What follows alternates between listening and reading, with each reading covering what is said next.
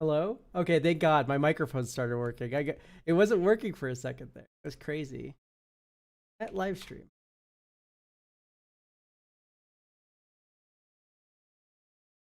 LORWYN with maldhound.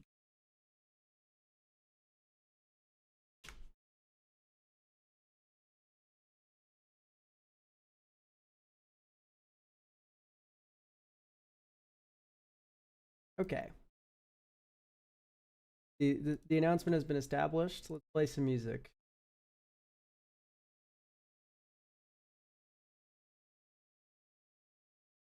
Trying out a new playlist of love here. High energy only.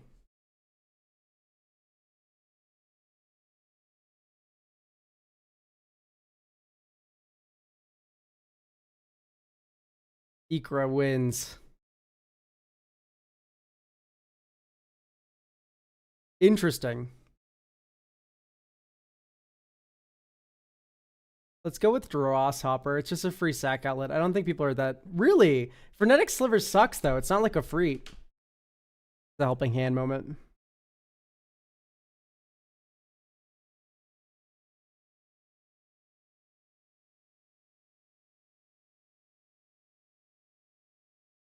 Hello, everyone.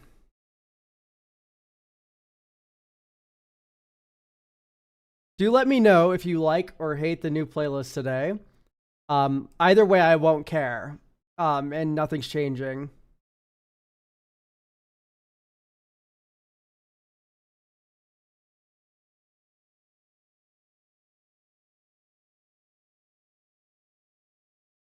That was actually a very easy day.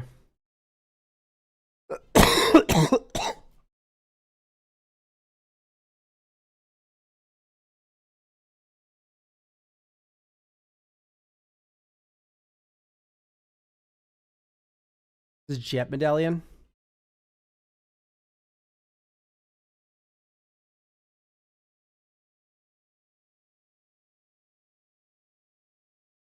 It's a land.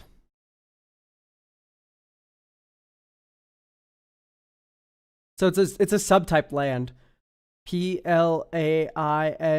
This is like Mistveil Plains.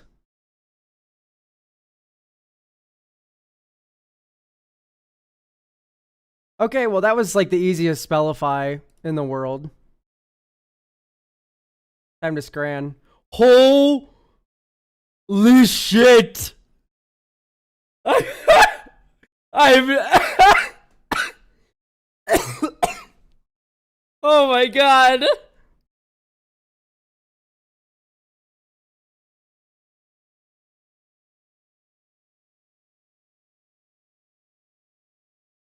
The fuck is happening here?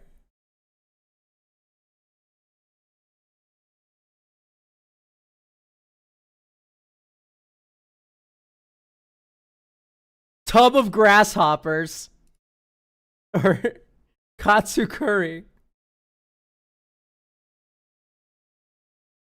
Worst cheeseburger ever or hot dog. Indian box or sharing box? Probably the sharing box.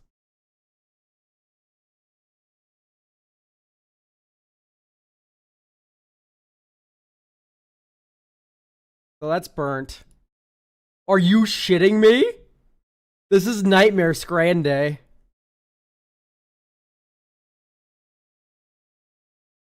Probably chicken tenders and wedges. That's cheaper. Pine mash or katsu curry fries? Katsu curry fries. Oh my god! You're allowed to serve that?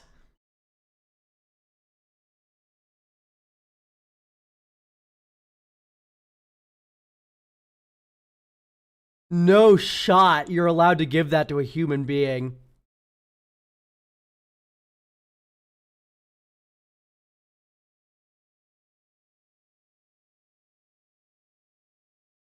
Ugh.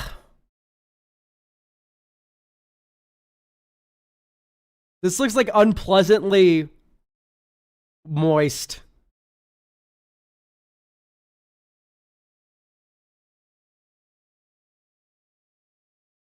I would have the pulled pork and beef brisket roll though.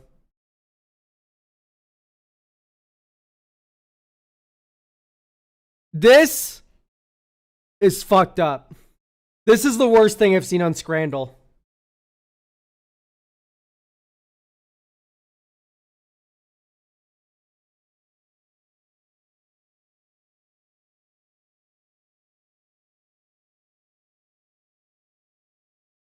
Like, by far.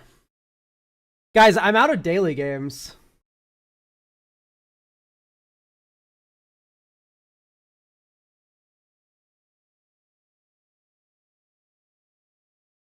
Oh, there we go. I literally just ran out of daily games. Mald, whatever you do not open the Scrandle.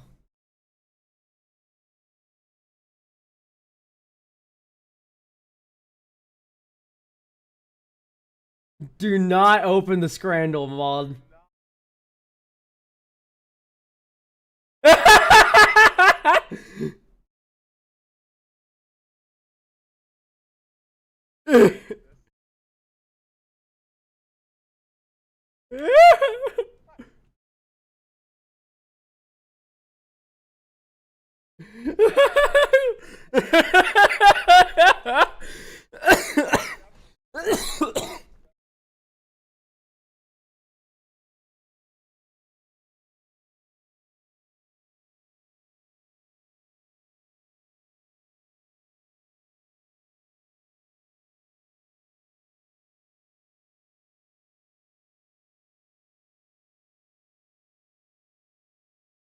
Oh yeah, for sure.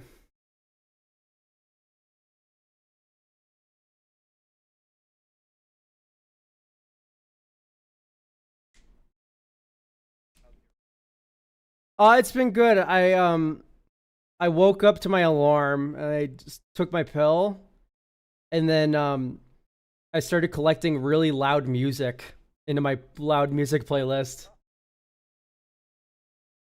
I need a good workout playlist. So I'm trying to make a playlist that'll make me go deaf because I'm tired of hearing things.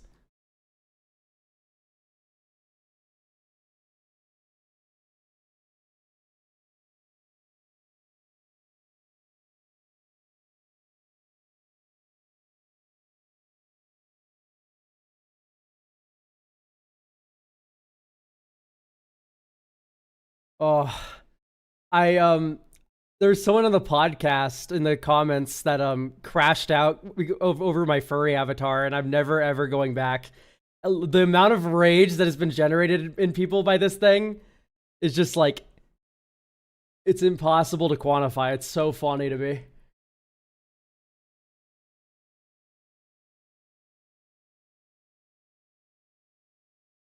I'll pull it up here.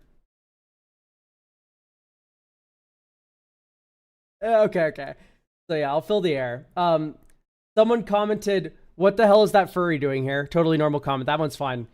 Someone replies, "They're literally a host of the podcast," and then someone sweeps in and goes, "Asterix, he is."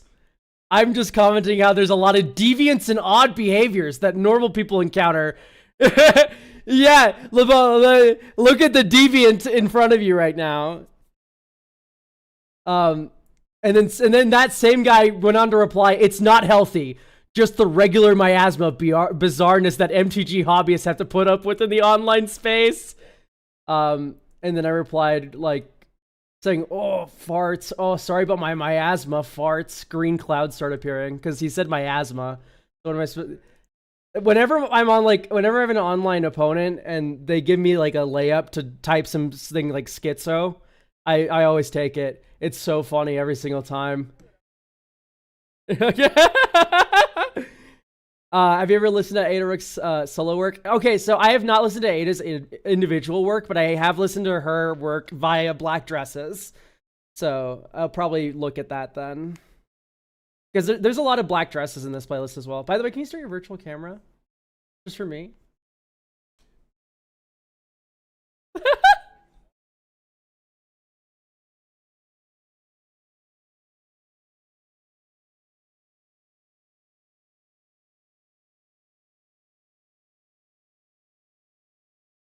Always asking for more.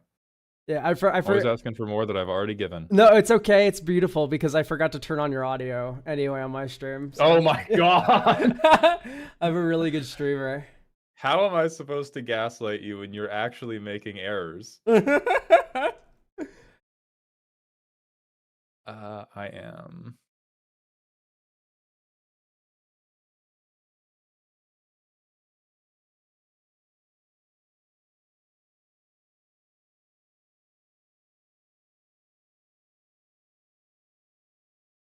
Almost good here.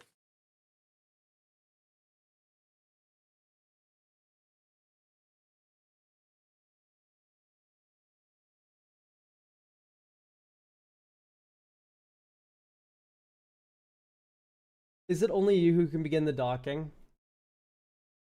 I thought I had. I don't think it's only me, but I've docked us anyway. Okay, great. We are docked. And I am almost done correcting my previous error. I'm gonna hide this and then get in the slideshow.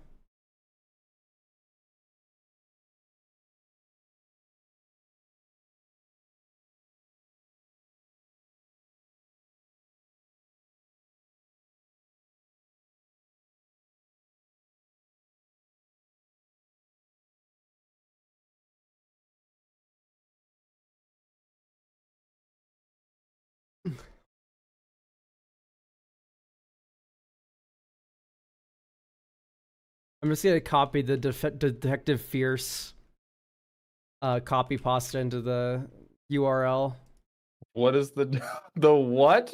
Hi, Diva. Can I call you Diva? My name is Detective Fierce. You're not in trouble, Boots. We're just trying to get the tea on the situation. I love that fucking post so much. If and you need to schizo post more. You said. Yeah, I do. Dude, Dr. Sweetie 303 on Twitter. It's the best poster of them all. Dr. Roberta Bobby.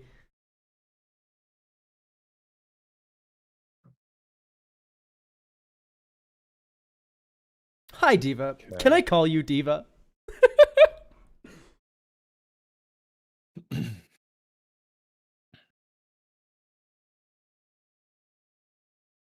All right. I think we are about ready to go. Sounds And good to this me. time we have an actual slideshow that we actually built not today. I'm not Yeah. going to tell you when because it will immediately take away all of that authority we have. But we built it before today. Dirty, thank you for the 55 streams.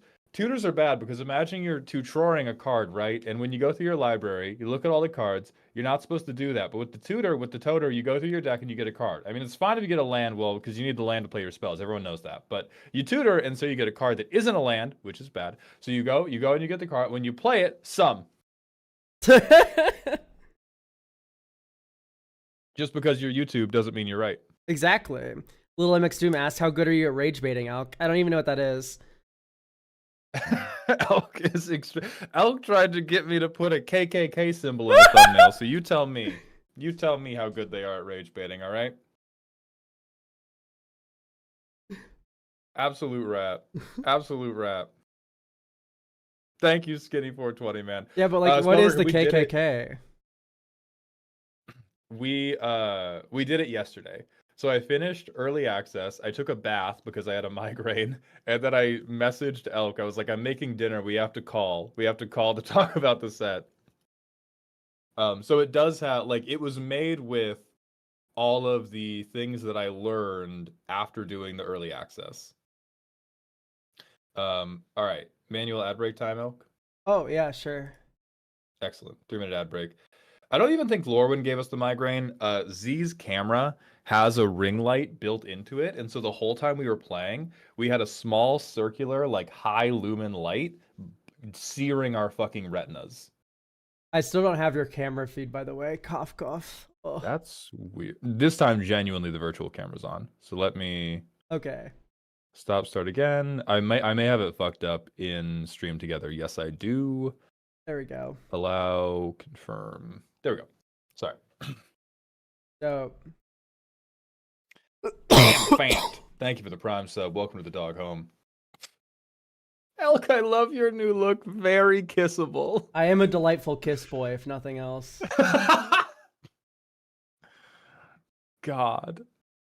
What makes people so excited about this set? It's high fantasy, which people have wanted to see out of Magic for a very, very long time. There's a lot of people that are like, even if you like Universes Beyond, it's still very like Fortnite-y, and they like Magic feeling itself-y. Boberation. Thank you for the tier 1. Rose, thank you for the prime. I appreciate those Jeffrey dollars for the 4th. Yeah, people are excited for LORWYN because although the set does look a little bit lower powered, it's still like a boomer set. People love LORWYN, so people are excited to see it back. It has Evoke, which is a mechanic very similar to Warp that people loved. Yeah, I like that. I like that they iterated on Warp. Yeah, they iterated on Warp. Yeah, exactly. 501 bits from Clay. I33 Elk. I'm oh at my work God, we got a shared hype train off that generosity. Thank you, Clay. and can't hear you, but wanted to say I hope you feel better. So I do feel a lot better, and good thing you can't hear the stream because I am playing really weird music today just for fun. Spellbreaker, don't quote the deep. We got him, Elk. We got him. Holding hands, making fun of Spellbreaker. This is a running joke where somebody, I think, on one of your YouTube videos, Elk, or like on one of your streams, said, "Oh wow, Evoke, that's kind of like Warp," from somebody that did not know the original Evoke mechanic. Yeah. I'm well aware of Evoke. Yeah. You've been bungled, my fool. Yeah. I watched that Spice Acre video because I was listening to the really loud playlist, because I'm trying to go deaf, and luckily them subtitles all their videos. That's fucked up. I'd never do that. You got to listen to me at 100% volume or not at all. And I see most of you fine folk. The video was at 100% volume. I just couldn't hear it over the music. What's going on? Huh? What's happening with your Eustachian tubes? That can't be correct. The music is just significantly louder than a British fellow. Right, that's not good. That's not good for you. Yeah. Since when do things have to be good for me? I know your VTuber has those big floppers, but like actual Elk has ears we got to keep safe. No. No. No. I love that your model raised the finger. I'm dying on stream. Why is Elk hourglass shaped? Why aren't you? Idiot. I got a vine boom you. I'm sorry, Chatter. I'm sorry, Chatter. Why have you not drawn yourself hourglass shaped? It's like 3-4 Elk. That's crazy. That's a good one. How do we treat Elk's play? I'm literally doing so much better than I was before. It's just I give him money. It's just I have a violent cough left over. You gotta use Prime subs. They have like a fissure in their rib cage IRL, and I've been trying to treat it with antiseptic, and they just lay in bed coughing. I need money. I need you to shove $5 bills in there. Exactly. And like, I'm not gonna pay them, so you all have to.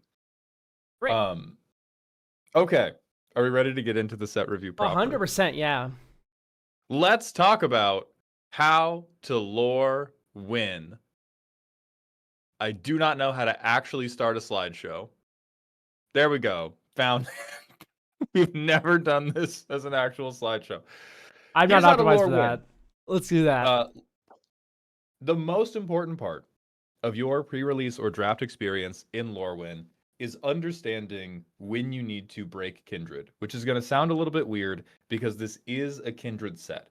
And some Kindreds are very, very parasitic, are very, very interested in only being paired with only creature types of their creature type. But a lot of the best decks, and by best decks, I mean decks that I won any games with during early access, or decks that just pounded the absolute hell out of Z and I, were ones that were flexing out of their Kindred for very good pickups in other categories. So the first thing we're going to talk about, what Kindreds allow you to be flexible? What Kindreds allow you to build a good thruple? Down at the incredibly racist end. Right now, it looks like Elk is saying that, so I'm just gonna shrinky dink them I for a am the moment. most racist creature ever. Yes, you are, buddy. Now get down in the corner. It's Kithkin. Oh yeah. They're evil. They're rat fuck bastards. There are a couple. There is one Kithkin in particular we'll talk about later that you can just throw into any green deck. But Kithkin, far and away, both have a lot of effects that are like, I do something for a different Kithkin, and their game plan is much more like, we have to get wide and overrun you with tokens, and if we don't do that, we are fucketed.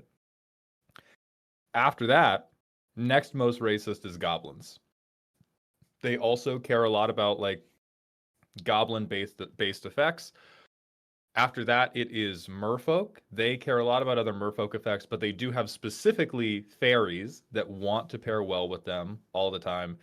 After that, it's elves. Elves are somehow the second least racist kindred in the set. You can still build a very good deck if it is just straight nothing but elves, but they have some of the best cards that can just flex into their colors and not really care that you're not with elves.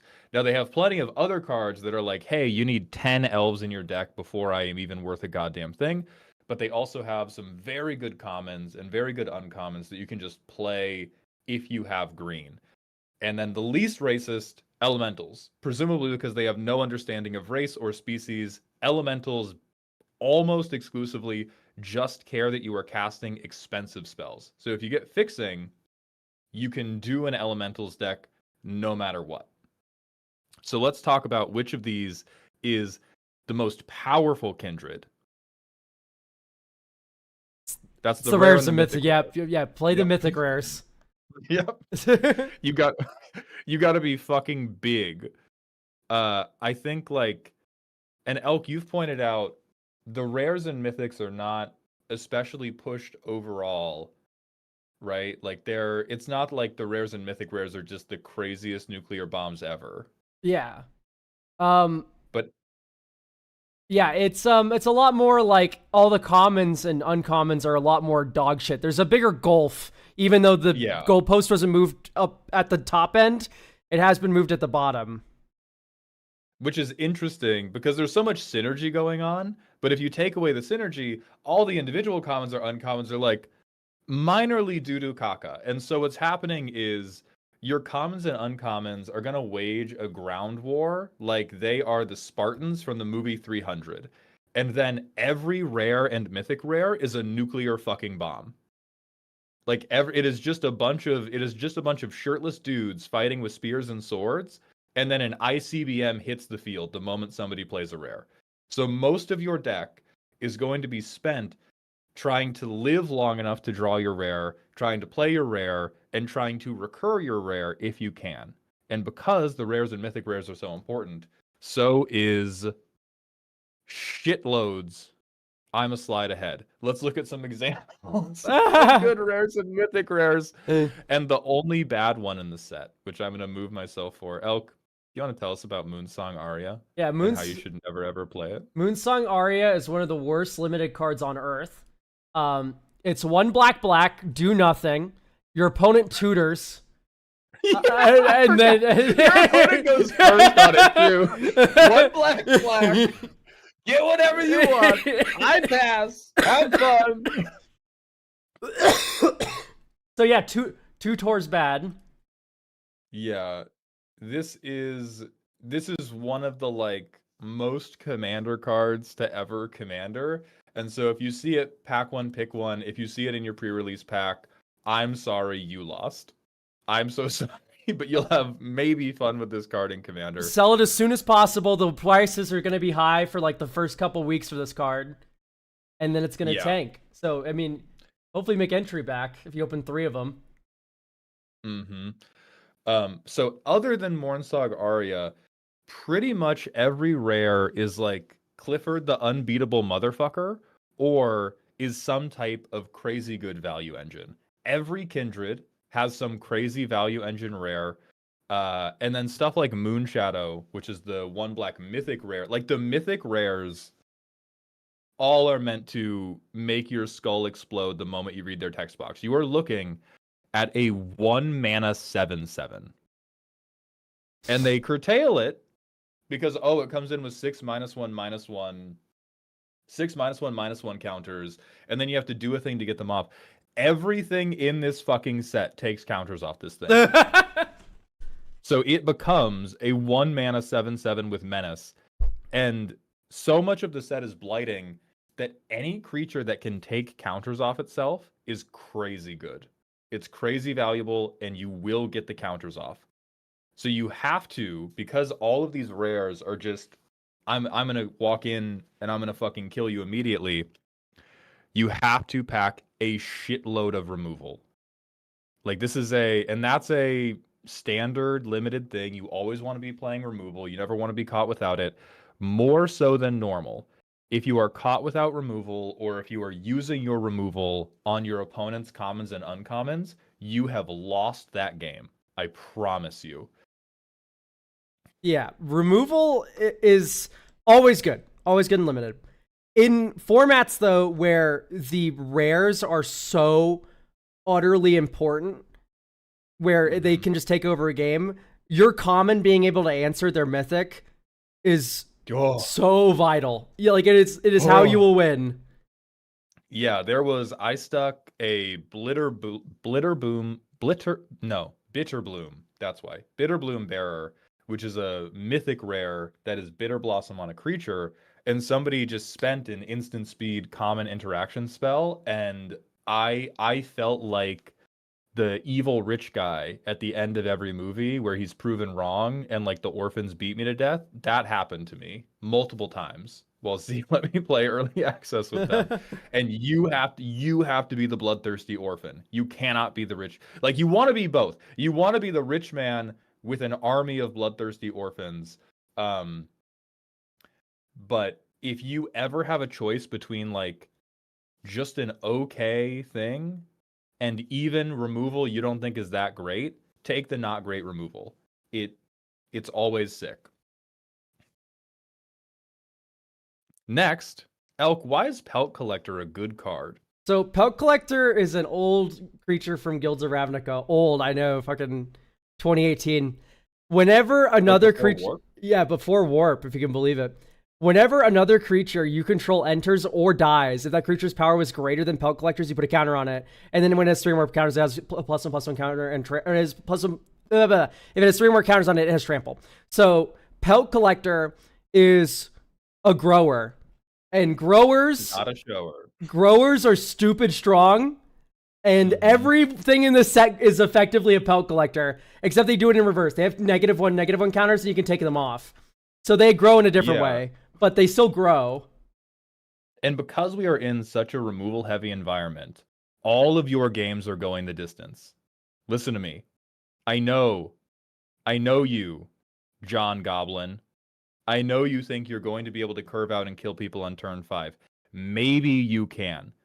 90% of games, if both people have decks that are at all capable, they are going to like turn 15. Your pre-release games are going to time.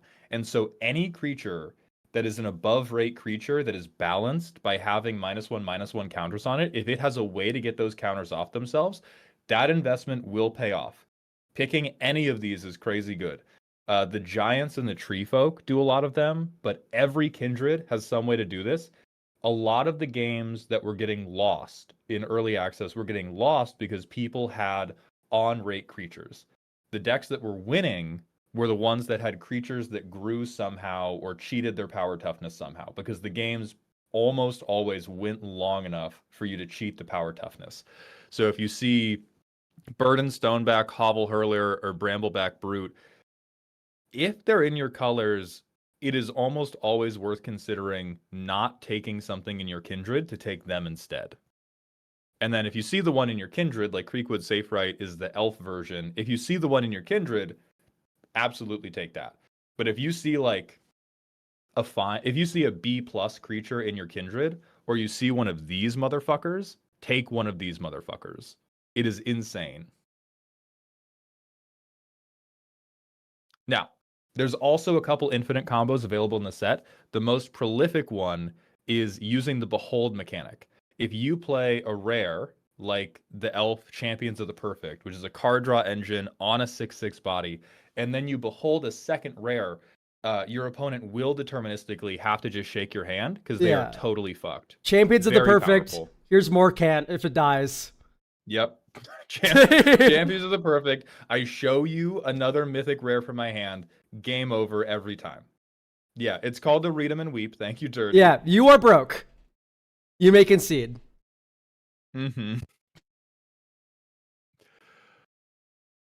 Let's talk about good cards that will just kill you. We kind of left this one relatively empty. I have a trauma response to Bree of Clan Stoutarm. I want to hold this one up as like the greatest example of it's a Kindred set, but Kindred doesn't matter because sometimes you just get fucked.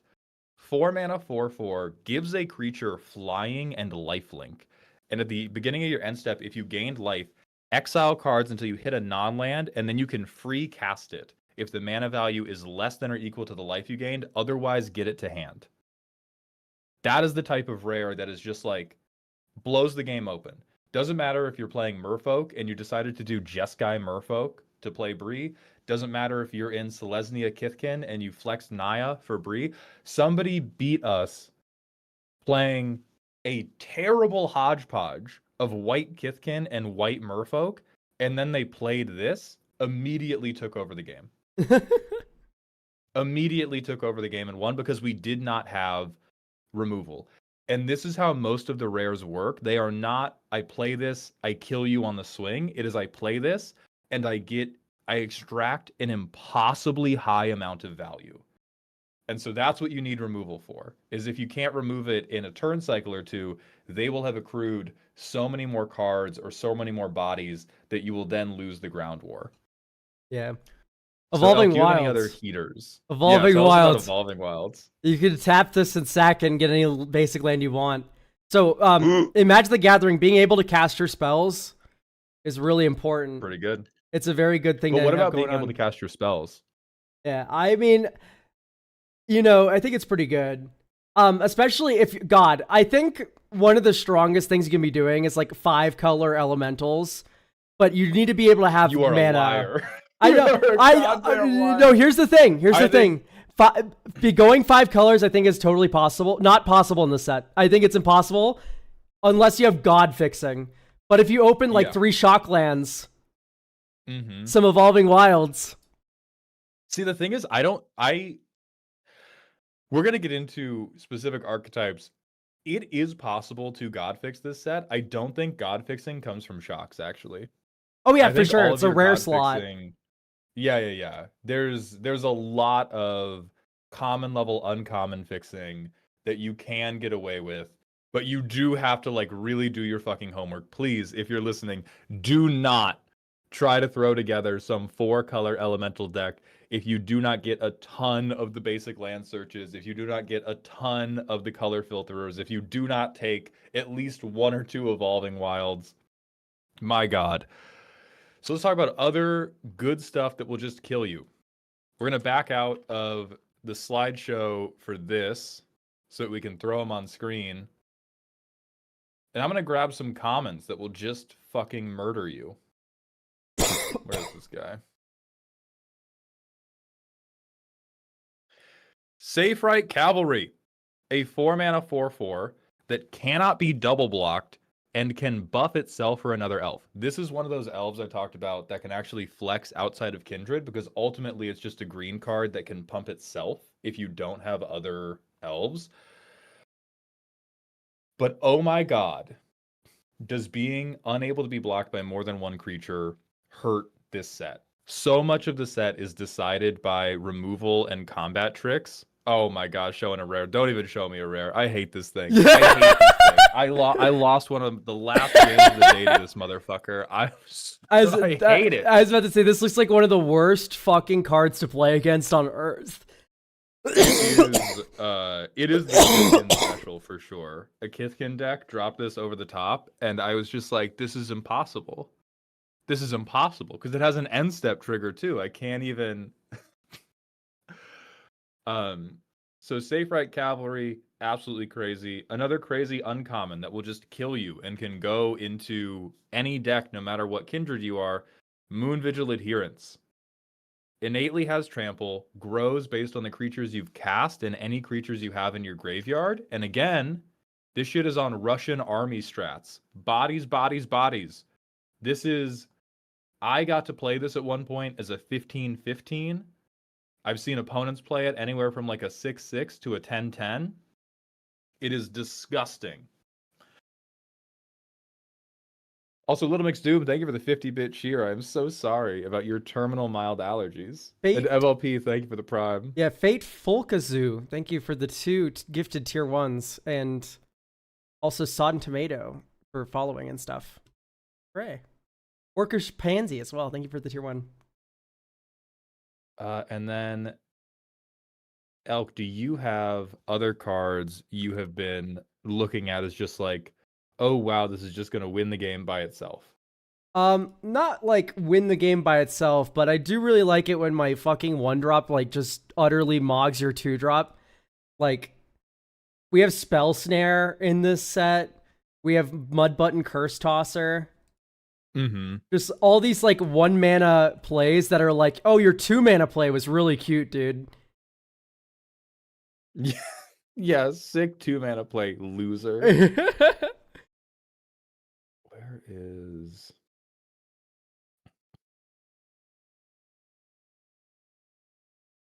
here is another good example of flexible elemental.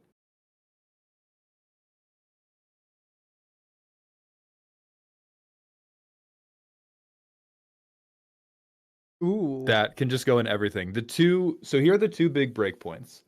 If you want to live, you need to have something with 3 toughness or 3 power.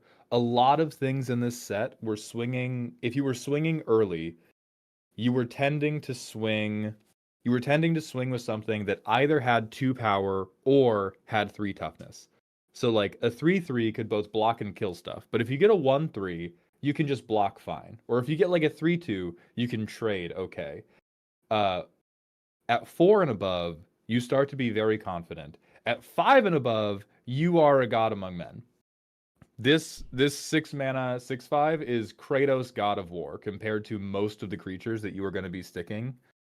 And so things like this, especially when they have basic land cycling, looking for 5 or more toughness and then looking for 5 or more power is very, very huge when it comes to trying to win the ground war when neither of you have your rare or mythic rare. Because your rare and mythic rare will blow the game open, but it's very possible to, if you just don't put up walls early, to get killed with hammers before you even find the rare. And then who else is hot? I think I remember. Oh yeah, this was a specific point I wanted to raise. There is a extremely weird dynamic here where even though you have to put up walls early, because the games go so long, you can actually play commander-ass value engines and have them pay off.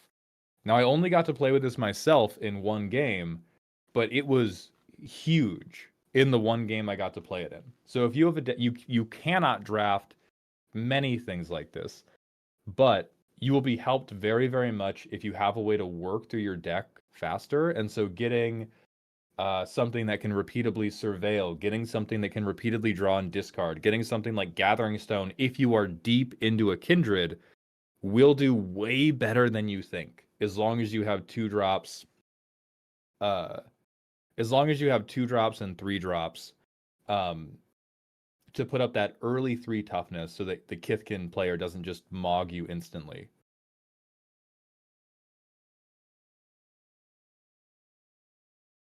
And then, oh yeah, and then the big tree folk that kills you. There's one more.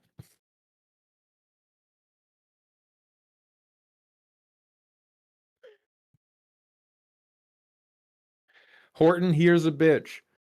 Oh! This 5/6, I think, was played by every single deck that has white, and it was always good.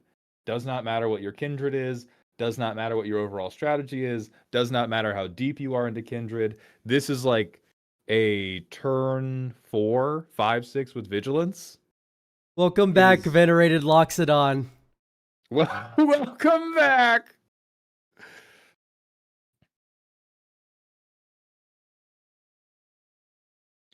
And again, that five power, 6 toughness breakpoint is like just over the line of being practically invincible. Please bear with me. Thank you for the 2 months with Prime. Welcome back to the dog home. We can move on from here to terrible dog shit. You should always pass. Fuck crib swap. Yeah, tell me about crib swap and why stealing babies is bad. So crib swap, well, stealing babies is badass, but doing it in this manner, crib swap, you exile their creature. Great, love that line of text. It's a kindred instant. You can reveal it to shit, like you can behold it. All right, Hot dog. But giving them a 1/1 shape changer is a nightmare.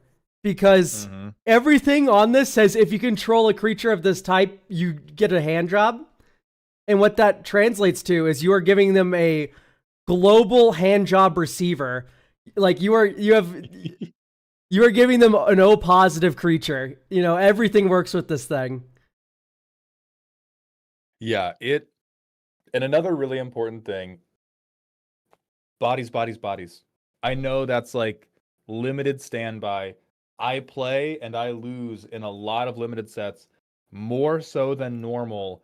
You always have to be sticking or removing a creature.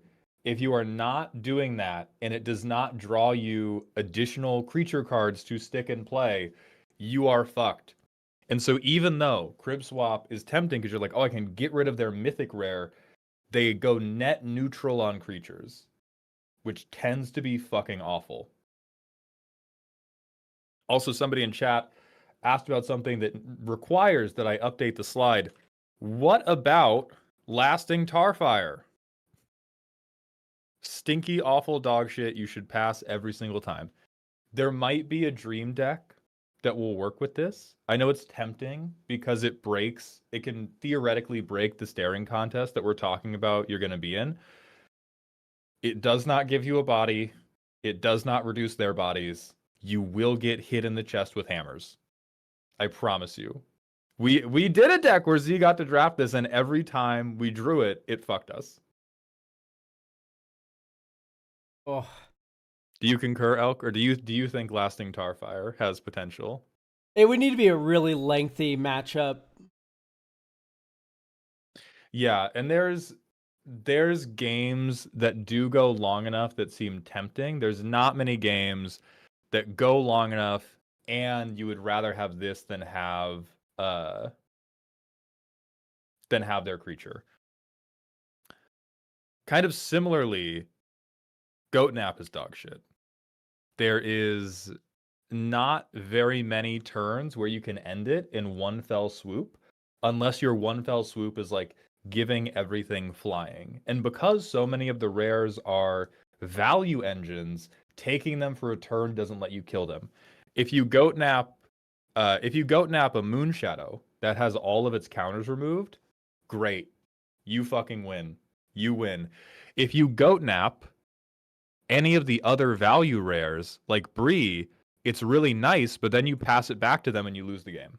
Yeah, it's not about low like increments of aggro in this set. It's going long. Yeah. Dank Sham, wow, thank you for the Twitch follow. Welcome to the doghouse. And then Darkness Descends as well. Yeah, if again, there's a deck out there. There's a deck out there that can do it. But for the most part, this is I board wipe myself and pass the turn. Yeah, Darkness Descend to me everything has a huge ass in this set, it looks like. Yeah. So my 2 -1/-1 counters on everything is like kind of mid. And then here's the thing. There's a lot of creatures that your opponents can have that just remove counters from themselves for value. Mm-hmm. So putting 2 -1, yeah, exactly.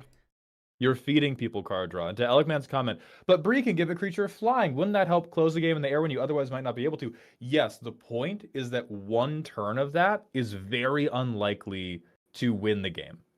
And then you give them back the ability to get flying lifelinkers, and they continue to stabilize. Like when it comes to, oh, my opponent has really good creatures, you are almost always better off killing it than you are stealing it for a turn. Because most of them are long-term value engines that help them win a marathon, and not, oh, here's my 10/10 with trample. Like the dream for Goatnap is my opponent has played. Let me find this guy. My opponent has played Moon Vigil Adherence. That is the prime Goatnap target, because then you get a big trampler, you try to kill them with it that turn. Pretty much everything else is like, you are going to extract the value from this card over 3 to 4 turns, and getting it for 1 is not good enough, especially if you have to spend 3 mana to do it. Well, actually, I do want to offer some pushback here, Mald. Yeah, what's up? The best target isn't the giant trampler. It's the giant trampler that they have Omni changelinged. Because now it's a goat, so you get +3/+0 because you've goat napped. Oh my god. But what if you used it on Omni Changeling, which is a really cool shapeshifter card that's a little bit bigger than the card you put in there? Because this could enter as a goat, and then it would get the +3/+0 benefit from Goat Nap too. That would be massive. No, you're right. I don't know why I didn't think of that. Yeah. Oh, so there is a lot of potential with Goat Nap, for sure. So there's the good and the bad. And we're going to spend a few minutes talking about what mindset do you have to be in for each of your creature types, and what types of cards are going to actually like underpin the strategy working. For Kithkin, you are the aggro deck. I know people think it's going to be goblins. Maybe that's true. I never saw it work for goblins. I never saw goblins hit some like crazy curve out and just hit people with hammers, win turn 5. I saw Kithkin do it over and over and over again, and they did it because of this fucking dipshit. This evil common. This evil common that I hate. 3/3 trample, and whenever another creature you control enters, it gets +1/+0 until end of turn. So functionally, this was like, I play a garbage creature turn 1, turn 2. I play this. I play another one of these, and then I hit you with a 4/3 trampler every single turn until you die. Yeah, I believe it. So if you want to do Kithkin and you don't get these, and you don't have a way to push damage early, you are probably in trouble unless you have some sort of insane late game play. I think the only one I would believe in.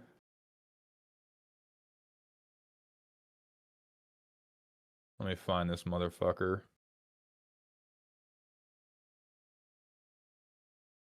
Or the only two I would believe in are if you have multiple copies of Gallant Foul Knight, or if you have Figure of Fable.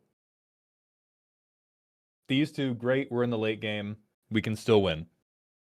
Otherwise, or Kin Binding, yeah. But Kin Binding works with like... Kin Binding is just great for every fucking creature type.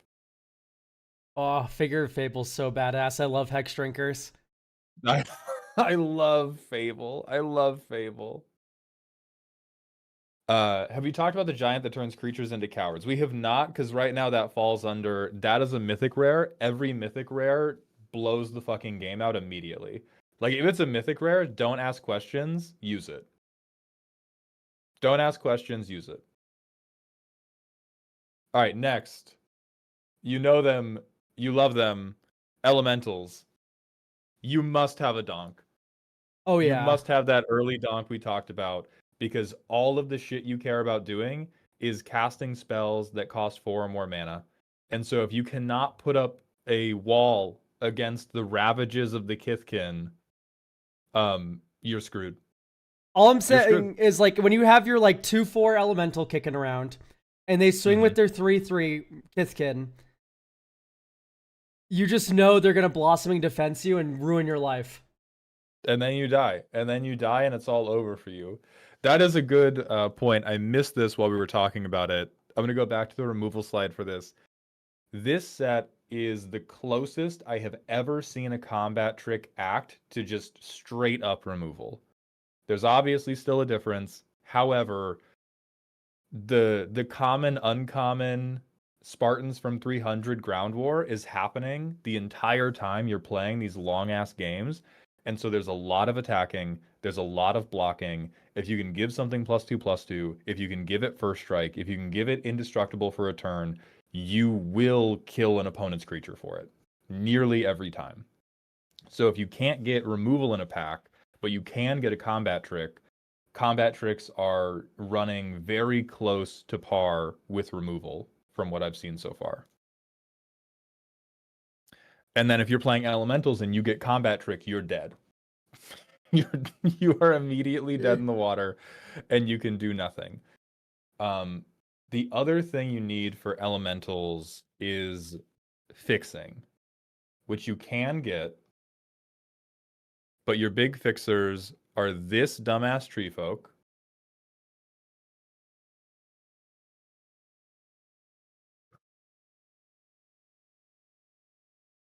this dumbass ramp card,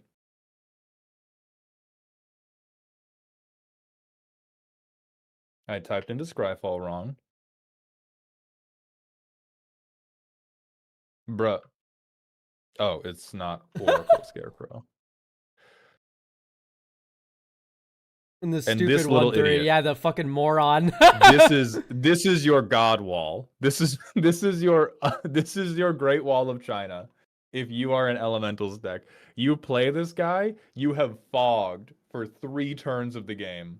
I swear to God, it is stupendous how much damage you can prevent with a 2-mana 1/3 that is also a mana filterer, that is also a way to surveil 1. So those are like the big 3 commons that you have to have access to probably multiple copies of if you want a 5-color elementals deck to come together. Elementals is also the face of the Izzet limited archetype. So you don't need these if you are just going red-blue elementals. But if you want to try to do a lot of vivid stuff, which is the thing that counts colors among permanents, if you want to try to do a 4-color or 5-color pile, you gotta show me one of these 3 cards or multiple copies of one of these 3 cards, or you're gonna fucking perish. And then Tree Folk, don't fucking do it. Elk, why would you do Tree Folk if you did it? I didn't read. I don't know what these cards do, Mald. I just looked at the art. I put them on the They're slide. They're just hard as fuck. True and real.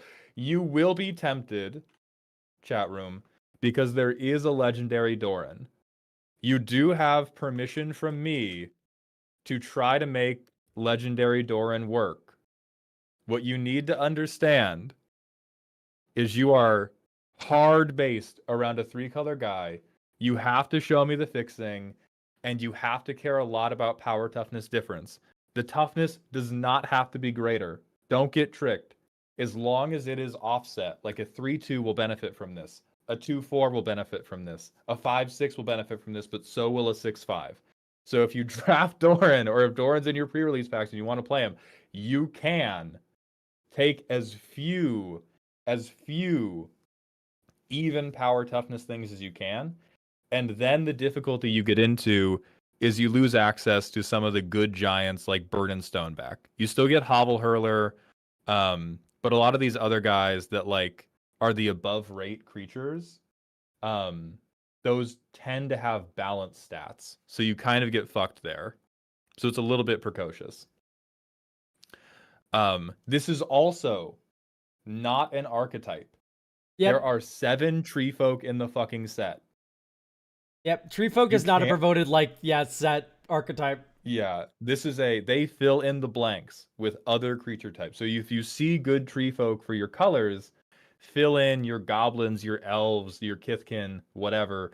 Do not see like 3 tree folk in pack 1 and be like, I'm doing a tree folk deck. I promise you are not. Yeah. I promise you. Speaking of not doing a deck built around a certain creature type.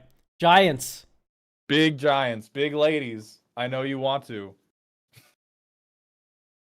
That giant's pretty good though, right? 2/5 double strike. Other giants have double strike. That's the type of shit that'll trick a man into a Kindred deck.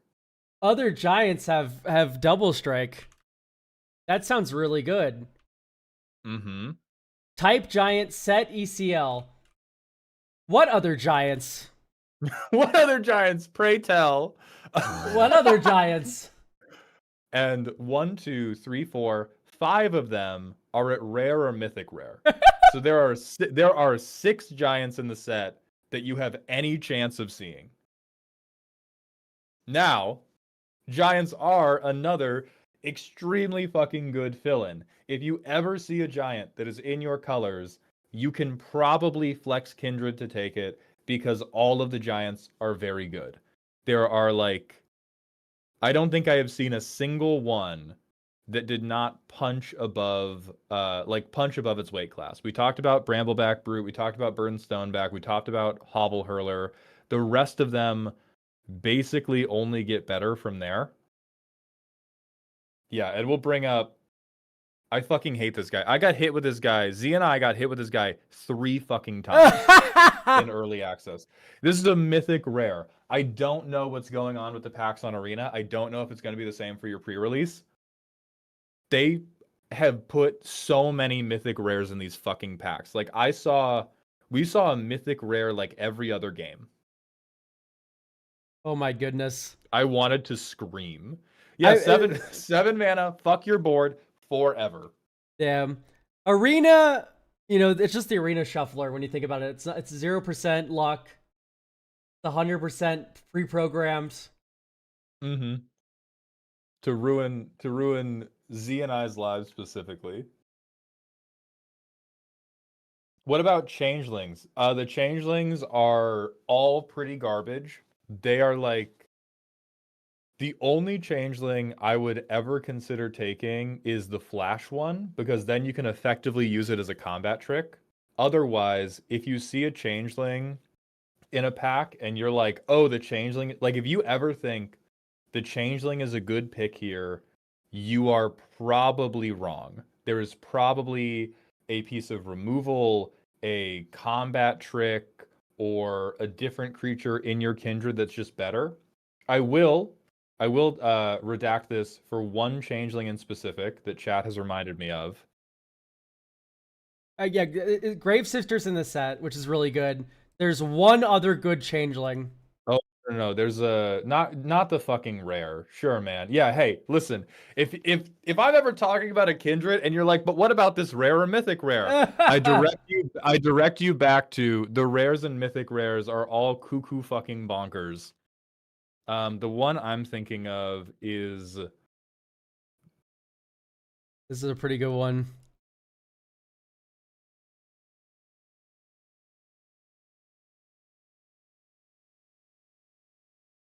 Grave Sifter is not a rare. It's not uncommon, by the way.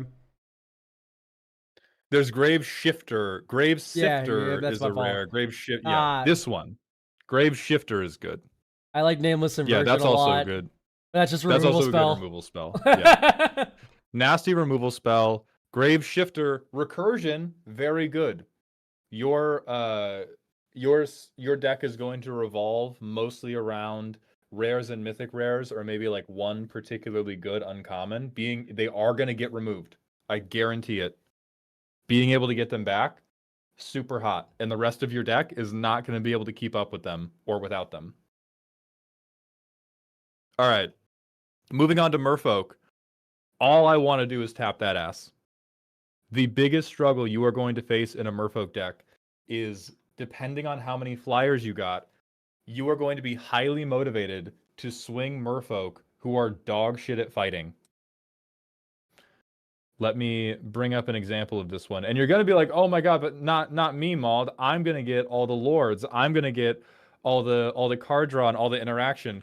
There is going to come a time where you're like, fuck, I really want to swing Wanderbind Preacher, and they have a 2/3, and my creature's fucking dead. And this is where you have to bring protection. Yep. You must wrap up all of your merfolk in shitty little combat tricks. And there are a couple that are just good flyers, right? That are totally fine. But there's also a couple that are like Wanderbind Preacher, like the Pestered Wellguard, where you want to be able to tap this because you get a fairy, but if you tap it in combat, a 4-mana 3/2 is dead instantly. And so Convoke will save you a lot. There's a lot of blue and white Convoke spells as well. Yeah. But really, really, really, probably the Kindred that needs interaction the most. If you do not have it, you are proverbially dead in the water. Yeah. The Convoke's really great at tapping down your merfolk. The problem is that it also doesn't kill your opponent's things, which is why I'm definitely in the camp that the combat tricks are a better way of tapping your merfolk than I agree. Than relying on Convoke all game. You'll end up in a goblin situation where you're kind of just staring at your opponent. Mm-hmm. And if your payoffs are not very, very good, even that Convoking or that Springleaf Drumming, right? Like everyone's like, oh, hell yeah, Springleaf Drum, I get to tap him down. That doesn't kill people. And you have to kill people. So if you have Springleaf Drum because you have like a card draw synergy on board and it's drawing you into your rare or mythic rare, go off. If you are like, oh, hell yeah, I gained 2 life without having to risk my 2/2, you are fucked. Oh, yeah, 100%. I promise you. You would every time much rather go, or even for Pestered Wellguard to get the 1/1, every time you would rather go play them, pass, get to my next turn, swing them, combat trick. Every time. Like you have to be going for combat tempo, you have to be going for damage every time you can, and you have to have the interaction to punish people for blocking you. There is also an aside where merfolk pair very well with fairies, but it depends on the type of merfolk deck you end up doing. If you do combat trick merfolk, you don't want fairies, because fairies reward you for casting spells on your opponent's turn. And if you're doing combat trick merfolk, you're probably swinging out and tapping mana on your turn. So if you get a merfolk deck that has a ton of like just straight up removal, and then you get fairies, then you can combine them and you can get this fucked up Triforce of like, I play on your turn, my fairies give me card selection, I draw my good merfolk, the good merfolk kills you. But if you're doing combat tricks, don't pair it with fairies. It's going to be really, really awkward timing wise. Alex, tell me about goblins. Yo. Goblins. Yo. Goblin players. You have a disease. That disease is called stupidity. The disease is called going 1 and 2 at F&M. Yes, at pre-release. It is. So you're blighting all your shit. You're putting -1/-1 counters everywhere. And then you're like killing some goblins, pinging them with your life drain goblin, whatever. You are never getting through. No goblin in this set has evasion. And you can tell this because the best goblin in the set is Brambleback Brute. Yeah. If you want to do a goblin deck because you're a goblin player, much like how the Vivid plan has to get the fixing, you have to show me giants that give evasion. If you do not show me giants that give you evasion, your goblin deck is probably screwed. As Elk pointed out, they don't have any way of guaranteeing combat damage. The way they guarantee damage is with Aristocrats benefits. Also, Jay Arlington, thank you for the raid. I hope you had a good stream, my friend. We're talking about a pre-release guide for LORWYN that's about to come out. We're talking about how terrible goblins are. So what happens to goblins is you get stuck in the staring contest. You get stuck in the staring contest, and then you either don't have your Aristocrats piece, or your Aristocrats piece is the only thing they have to kill, and then you're screwed. You are even more reliant on your like one piece of flex tape tying the whole deck together than all the other Kindreds. So don't do it unless you have 2 copies of Brambleback Brute. Then you probably win every game. Oh yeah. Moving on, we have another fake creature type. Fake and made up. Yeah, these guys suck. Yeah. They are they are a maybe pairing with Merfolk. Again, if you're playing with a lot of interaction. I think this is another one where there are 11 in the set, maybe even fewer. Some of them look 11 in the set, yeah. Some of them look very dope. Some of them are going to trick you. That's okay. And some of them can fit in with other creature types, like Nightmare Sower. If you are in any deck with black that's running interaction, potentially getting able to double up your removal spells or blight your own stuff for value, that's great. Do not you dare try to like mainline fairies. And if you are going heavy into a particular kindred, limit how many fairies you splash in. They are really not that good. All right. I want to go into our regular PSA here, which is sealed players. The rares and mythics matter a lot in this set, as has already been established. Put rares and mythics in your deck, of course. Sealed players, even more so. Forget everything that was just mentioned. Run the rares and mythic rares in your deck. Just like try to fit as many as possible. Yeah. So for everybody going to their pre-release after you watch this video, even though Z and I were doing it for draft, we, as a joke, did a couple where we were like, we are going to hard pivot our deck every time we get past a rare or mythic rare, and those were some of our best records of the day. It's tough out there for an uncommon. Yeah, you run removal to remove their bombs, and you run bombs yourself, and then you just win. That's how you do it. Sealed is way less about synergy. Yeah. If you have absolutely no plan, then you can lean on Kindred as like a backbone, but you're going to be way better off just being like, where are the individual crazy motherfuckers who don't care about Kindred and will like draw me cards to get to my rare? Like, let me show you. I do want to show one more card that I think the internet will agree is pretty good, but always felt like it overperformed what people would have thought of it. This fuck-ass bitch.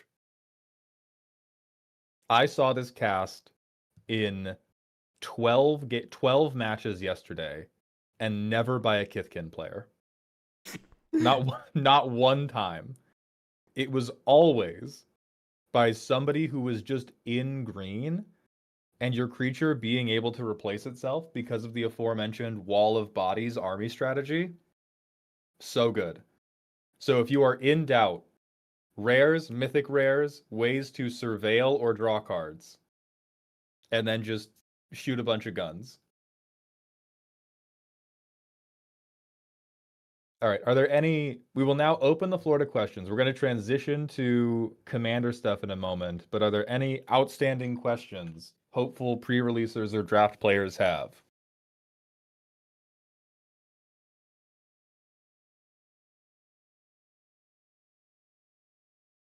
What about elves? What about Elf Shaper? Mutavault Changeling good? I only saw it once. It was unimpressive. How is protection? Protection from removal, not great. There's a little bit, but protection's not very much there. What is there again? Combat tricks. Most of your protection is going to be, I swing, whatever you block, I combat trick, and now combat trick is removal for you and protection for me.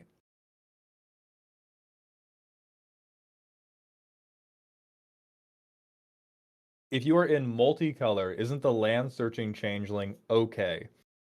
It is okay, but it is one of those cards where I really, really doubt you didn't have a better option. Peak limited rank, only plat, Dr. Roxo. I have never gone particularly deep. Most of what I'm giving today is not I'm crazy smart. It is I got to draft it 8 times yesterday, and I got to see what people better than me drafted and beat me with. Ooh, any good cards for two-headed giant? Yes. Goblins get a lot better. Yes, goblins get much better in two-headed giant. So goblins kind of go up from being stuck in the staring contest to now like, oh, the aristocrat game plan can really begin to cook. Yeah, because there's a lot of these cards that say each opponent. And suddenly that's fucking Perforos. and not just a Yeah. blood artist. Mm-hmm. Is it better to splash a third color for a bomb or follow the creature type you already have for synergy? Bomb every time. Bomb every time. Unless the bomb is something that like only cares about a creature type. Like I'll show you one example, bomb that I would rather stay on theme for.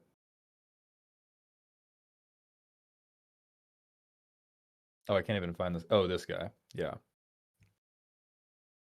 Like here's an example. This is a rare. It is a 4/5 with flash for 4 mana. Wow, very good. You have to behold a Kithkin and exile it to cast it. So this is an example of like a hyper parasitic rare. This is fixed champion. So there is a behold a blank and exile it for every creature type.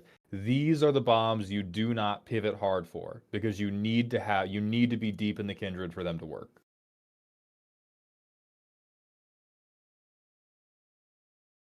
Crowcore, that smells like a commander question. Please hold commander questions until we move on to the commander part of it.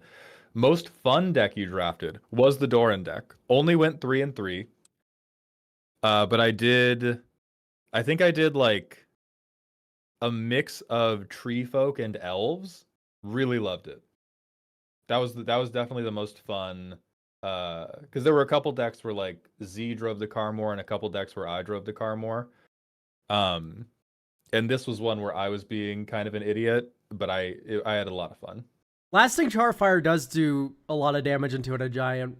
It's a Lasting Tarfire is like probably the biggest individual glow up from 1v1 to two-headed giant. Because then like your teammate can play the turn 2 blocker, and you can waste turn 2 playing this greedy setup piece. Are the land plus kindred searchers worthwhile if you're not deep in the creature type? No, and that's a great point. Hold on, let me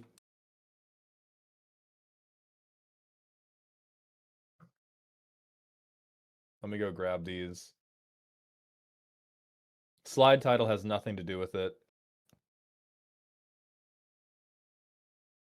Some of you will be tempted to run the Eclipsed cycle anyway, just because they are hybrid, which means it's easier to fix their colors, and you're going to look at them and go like, oh, but they can get lands too. I promise. If you are not fully committed to the Kindred that is written on them, they are going to fuck you. They're going to fuck you terribly. That tracks, I think. You have to be on like 80% of my deck is this one Kindred, and I have flexed 1 or 2. But if you have done, or maybe like 3 to 4 creatures total that are not the creature type, if you haven't done that, they are more likely to let you down than help you. Getting land drops, like finding our land drop for turn, was not the crushingly difficult part. The crushingly difficult part was keeping up with the creature economy. And so whiffing the merfolk trigger, whiffing the elf trigger, yeah, the add a land to hand did not feel good enough anytime we did it. Look at the bottom 4 cards of your library. Yeah. It always felt good enough when we got a creature from it. It never felt good enough when we just got a land from it.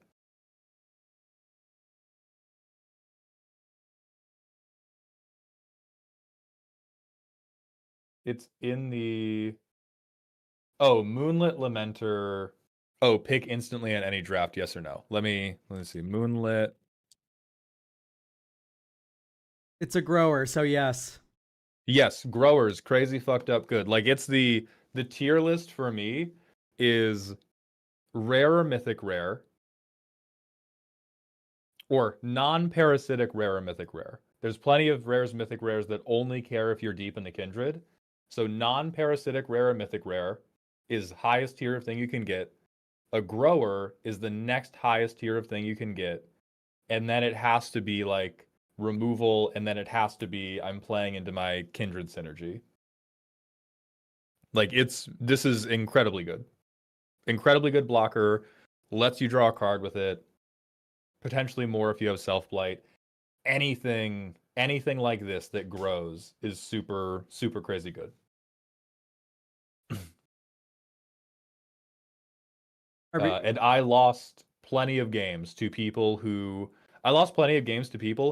had no Kindred synergies and just did the 3-step plan I just said of like everything in my deck is a bomb rare, everything or a grower or an interaction spell. And then the Kindred part of it is just not there at all. The new Evoke elementals are in the set. I really didn't get to see them played, so I don't have a lot of strong opinions.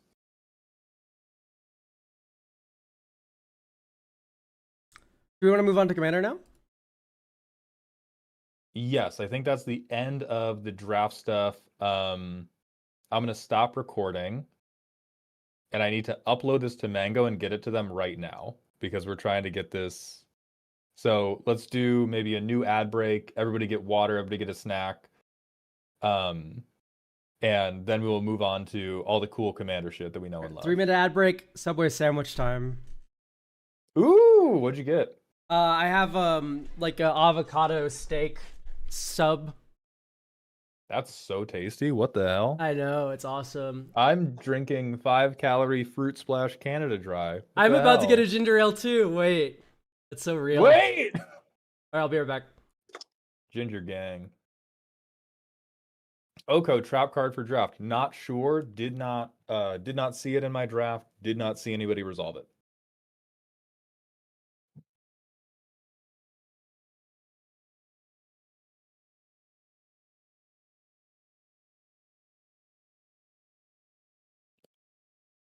I'm really concerned about sealed. Avatar had allies and lessons in more colors, and that didn't always come together.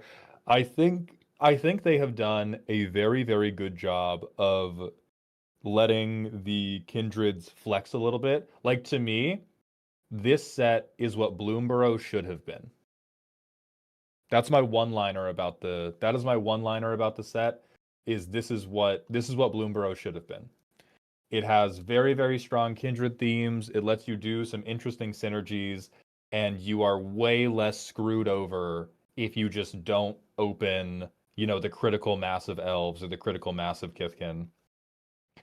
For the champion cards, watch out for counter magic. You don't get the card back in that case. That was not very relevant in my games. Very few people were taking counter magic. When we played counter magic, it was very bad for us.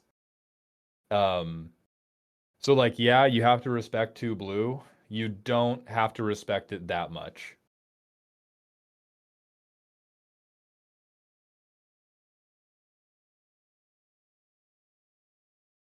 Hey, Bloomborough was fun. Xander, respect to your wrong opinions.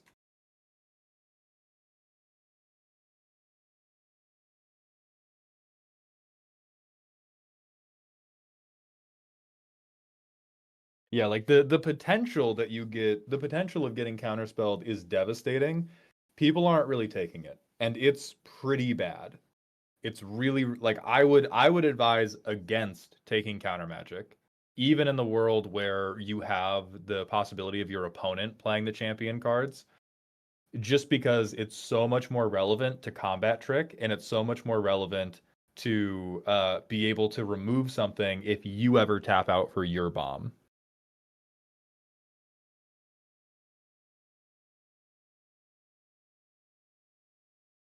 Lock, there's Here. like 2. There's like Spell Snare, which can only hit 2-mana stuff, and then there is a 2-mana cancel, but you can blight 1 instead of pay 1 if you want. All right, this is uploading. Subway sandwich.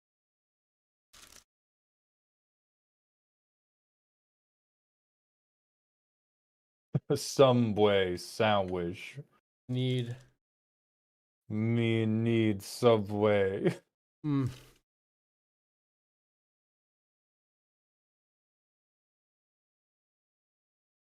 Okay, copy link, manage access.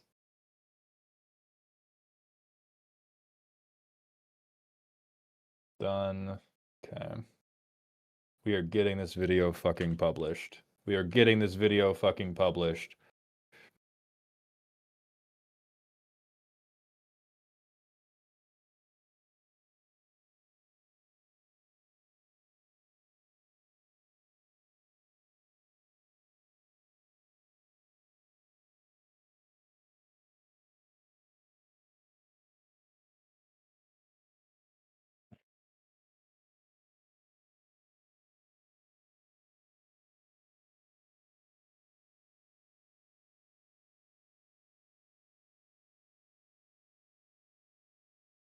This sandwich is awesome.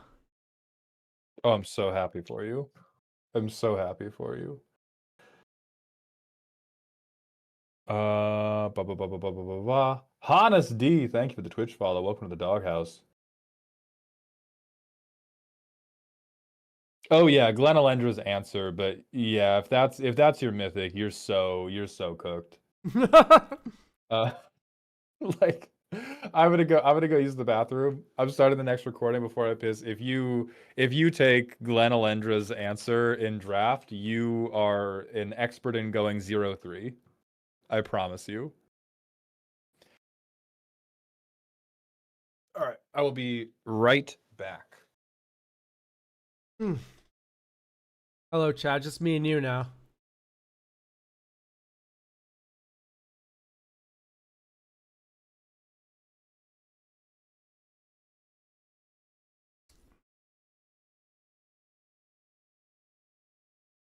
I have so many concerts coming up, chat. In March, I'm gonna go see Machine Girl, and they're opened by Less Sick Puppy. April, I'm gonna see Ice Cube. Gonna see Fentanyl, Stomach Book. A lot of concerts occurring next few days.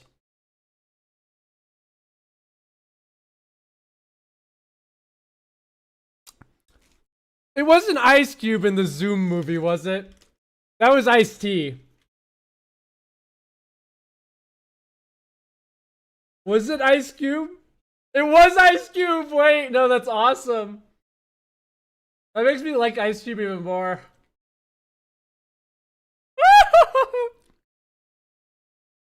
I was so drunk when I watched that movie, chat, you don't understand. The one scene where they're like, how do we get it to you? Place an Amazon order. I can send a drone to you. It can deliver to you right away.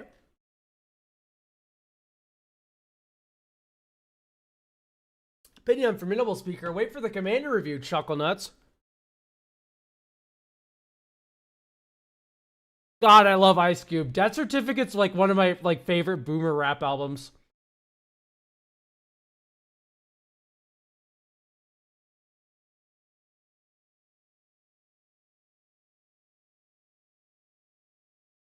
Death Certificate's a boomer album. It's from the 90s or whatever.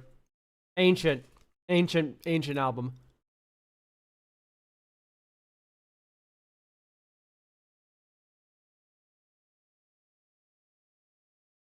Elks match or pass to Johnny. Come on, dude.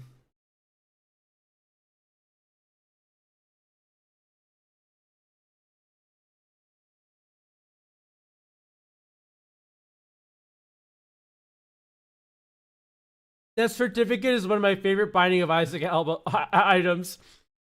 Yeah, little MX Doom. $5 million billion is my favorite item in real life.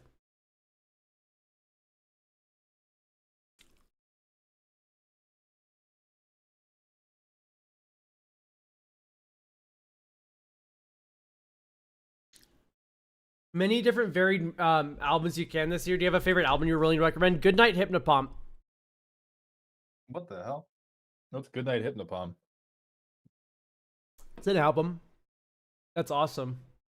It's it defies genre. It's like noise rocky. God, I hate the term defies genre. It defies genre. It's not. It's because my taste in music sucks. Like I had a friend who liked a lot of different genres, liked a lot of more experimental stuff. And anytime he was like, "Yo, John, check this out. I got something that defies the genre," they would put on just straight ass, just straight like it sounded like a fork was fighting a blender. That's cool.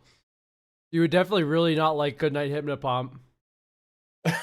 I'm pretty sure part of the songs were composed with a fork. Hell yeah.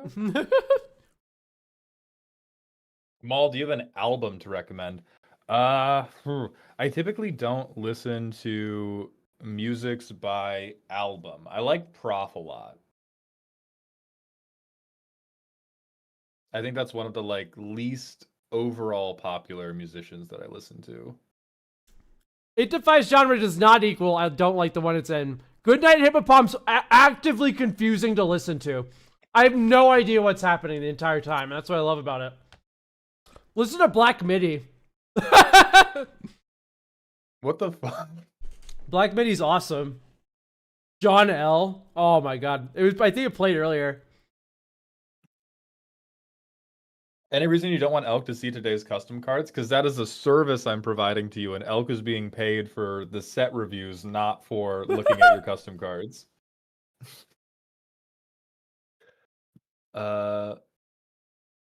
Hey man, this will change your life, and it's Venetian Snares Cocomelon remix. Is that what you're trying to sell right now, Elk? Venetian Snares Cocomelon? I mean, it's not far off from what Black Midi sounds like. It sounds closer to that than music. Hell yeah. Hell yeah. All right, Commander slideshow time. Woo!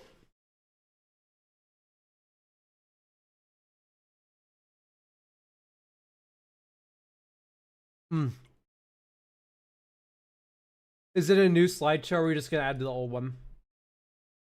Oh, I'm making a new one. Okay. Hold on, let me pull this off and share it with you.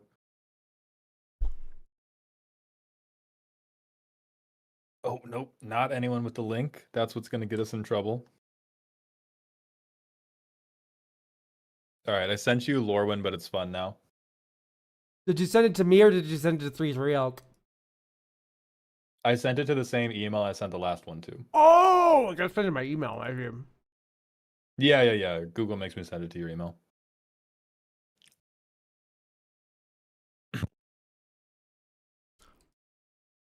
All right, LORWYN, but it's fun now. Fuck limited. Here are the big takeaways for Commander. I still don't see it. Wait. I don't see it. No. Bus is leaving. No, Bus is not leaving, pal. Where's Bus is leaving. Commander's not many. I have not gotten this shared with me. I have definitely shared it. I got LORWYN. New opportunity from Twitch sponsorships. Whoa, $36 max payout. What a steal. Yeah, no, I did not get that email. Okay, hold on.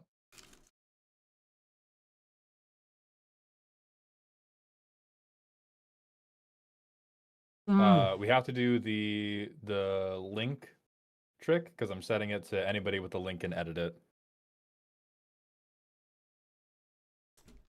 There we go. All right, I'm in. Okay. Commanders, not many. There is a little bit of heat, but there's not a truly incredible amount IMO. The Kindred flip cards are like so deeply okay, but none of them really grab me, quite frankly. Are there any that grab you? Do you have any like big commanders you're gonna build from this set, Elk? So okay, there we go. I'm actually in for real now. Dope. Okay, so commanders not many. First things first, in parentheses, thank God. Yeah. EOE was my favorite commander set of the year. Favorite set of the year in general, honestly. And it also had a low legendary count. So the fact that we're running that back makes me feel real good. You don't have to have a lot of legendaries to be a good commander set. Number 2. Are there any legendaries in building? Let me look at them. Type legendary. The Reaper King No More looks pretty good. Oh yeah, he looked like a bitch. That one looked funny. An evil and no good bitch. The only other one that looked like it had any amount of spice that like actually was like crazy was like Doran and Aridu. Aridu giving everything Convoke, and then you can just Creature Storm is pretty fucking nuts. Yeah. And then Yeah, you could do that for your shitty 1-drop birds deck or that little 1-drop flyers deck. yeah, and then you got Doran kicking around. I think I would. I'm not totally in love with it, but something I'm at minimum going to try is this bitch. My friend Christian Sol- is enamored with this card. Sultai, Fairy Elf, Flash Control, but also I get to rob you. Yep. That looks like something I would enjoy. That looks like something where you can get probably enough value that you don't just like shit your pants and die instantly. The others really don't speak to me. Kirill, unfortunately, I know a lot of people are excited about this guy. He seems just like banished to the combo realm, or is he even banished to combo because it's only once a turn? He seems like Reghost is maybe a better way to put it. He seems like everybody's like, oh fuck yeah, this is so cool. I'm gonna do so much crazy shit with it. Dude. And we're very quickly going to figure out what the exact best thing is to do with him, and then every deck is just going to be that. Dude, Kirill's so cool, 99. so crazy. We've never seen something we have. It's Earth of Joe. Why don't you have an Earth of Joe deck already? This card has been out forever. What's up?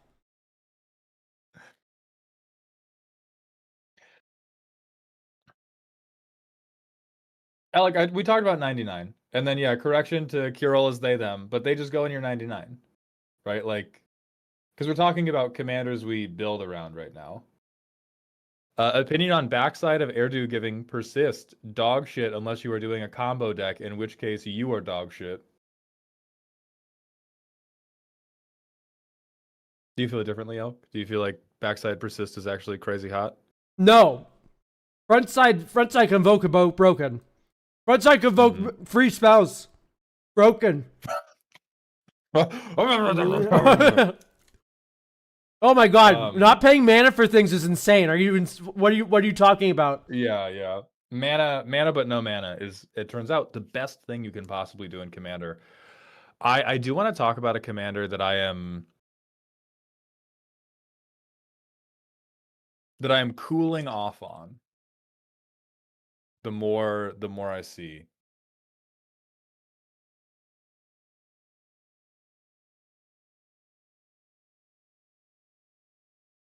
I'm sorry to say.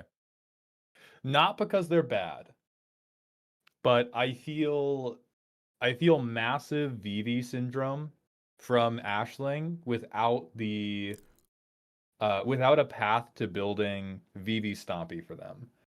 And what I mean by that, it's not 5-color slop, actually. It's very much not 5-color slop. What I dislike about it is if you're trying to build for higher power, basically the only reasonable thing to do is have a bunch of turn 1 dorks so that you can play Ashling turn 2, and then make some like crazy value play on turn 3, and then just like take over the game because you have vomited value with it. And so I like it at bracket 2 the most, actually. Like, I like the clunkier decks with her, but the moment you have tutors for the right elementals, I'm already aware of the errata. That does not matter for the card at all. The moment you have like tutors, or if you're playing the really, really good elementals, it's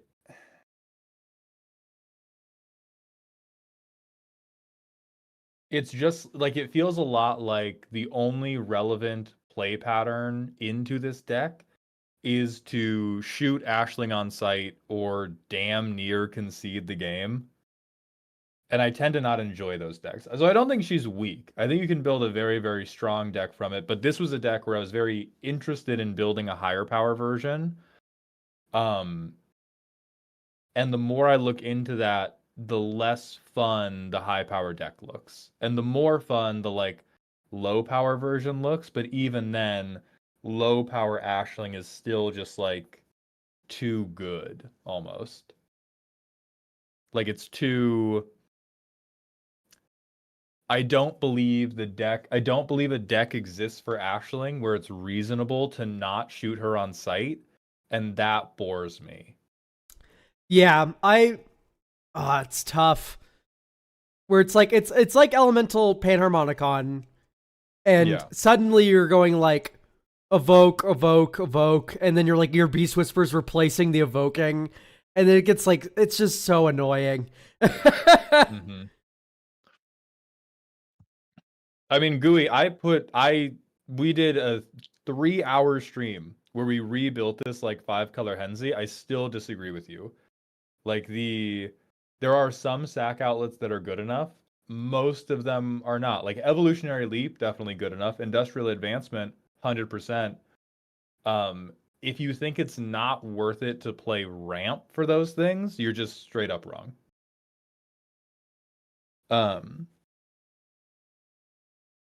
Death's Oasis is in the deck. Mana Echoes is not. But again, if you think delaying all of that by a turn, yeah, just wrong. Yeah, she's too good to let stay, but also not good enough to want to keep recasting her. I agree with that the most. That resonates the most for me.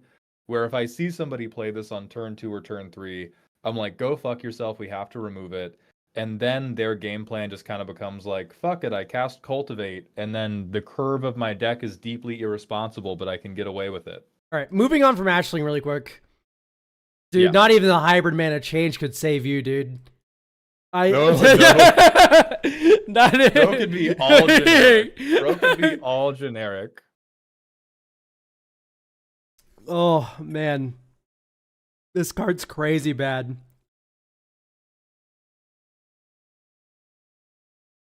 Innovative first year. This is like an innovative first grader in terms of how impactful he is. Bro sucks. So much text for literally nothing is the exact way to put it.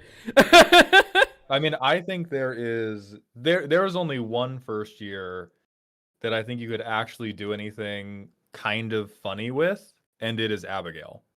Oh, Abigail's hilarious. She is the only first year that matters. This is being able to like either I take away my opponent's value engine and hey, now you have like a 2/2 lifelinker if you were like a crazy Is It Storm card, or I play absolutely terrible ability creatures and then I silence their them. abilities and I have a 10/10 first strike lifelinker. Hell yeah. Quiet Hell idiot. yeah. Fucking kill them now. Oh my god. Yeah, no, Abigail's hilarious. Abigail is so fucking funny. You can do Orzhov Blink, but you can just do Orzhov creatures with shitty effects that hurt you, and then have your interaction double up as Blink. Like, you don't have to lean too heavily into Blink. Because she's also 2 mana. Like, you can just play her, and then... Because you play her after you have a creature you want to get the abilities off of, and then you just chump block with her. And then you cast her for 4. Who cares? She's so cheap. Oh. All right. Do you want to talk about the 99 a little bit now? Yeah, let's talk about the 99. So, I'm going to talk about a legendary creature first, just because to keep it cogent with the rest of it. I'm going to be talking about other Ashling in the 99. I think this card is legitimately so cracked. Oh, flip it. Oh, yeah. Flip Ashling is so wow. cracked in the 99. So if you oh my god, card selection and also I get to ramp in red blue. Yeah. So don't like not even command zoning her. Like you can. This is better than a Signet in the right deck. If your team are big shit or Grixis big spells, this is better than a Mana Rock. Period. I even think there's a few Is It big spell decks that would like this. Like you're doing Tella from Final Fantasy, or if you're doing maybe not Emperor of Polymecia because you'd almost rather always cast Emperor than her on 2.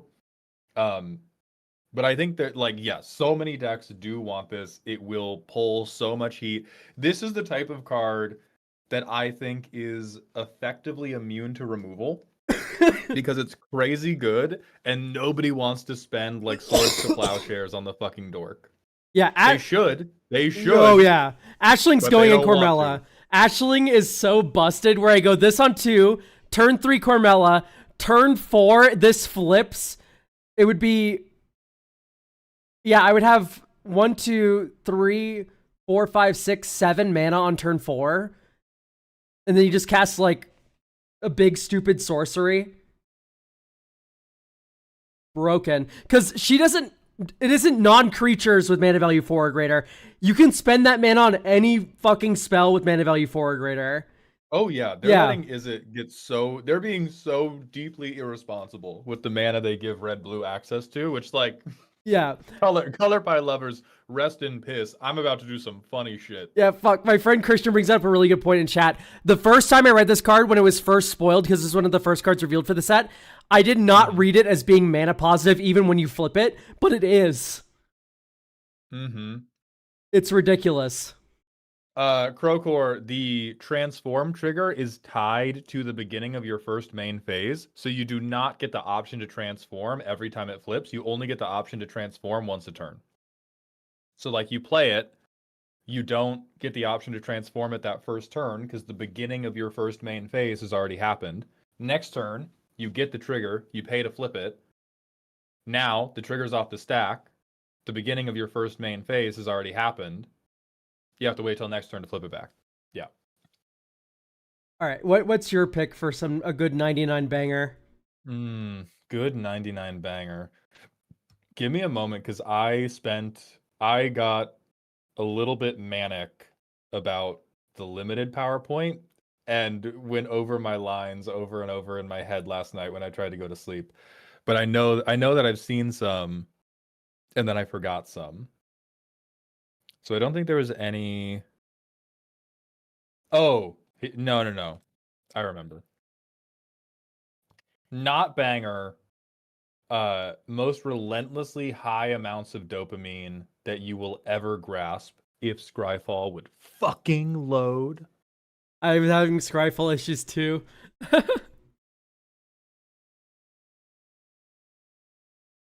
This piece of shit. I am not going to win many games with it, I don't think. I'm going to laugh the loudest and the most joyfully I have ever laughed in my life with Mirror Form. Oh yeah, it's crazy, right? I thought this was until end of turn. Right, and everybody check yourself. You read it and you thought, oh yeah, it's only until end of turn. No. And it's not a copy of a different permanent you control. It's all, have I broken legend rule? Have I broken legend rule? Oh, I would unbreak it. Oh my god, I love this card. It's so fucking stupid. It's so stupid. I am force feeding this into so many decks where it doesn't work in the curve. And like you can, break it in maybe like a Brutaclad deck would really like it. Any Izzet deck that made a lot of treasures, any permanent heavy deck. But oh my god. Oh fuck, this can get deflecting swatted. You cast this on something big and someone deflecting swats it onto like some dog shit permanent.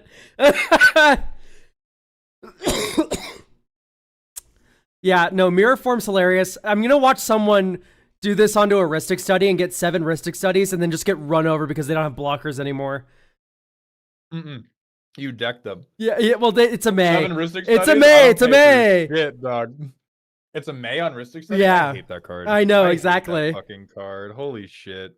You know what card I don't hate, though? Dream Harvest.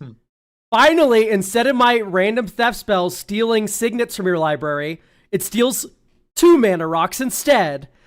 I get Soul Ring, Signet, and a Talisman. Eat shit. Oh, get destroyed, idiot.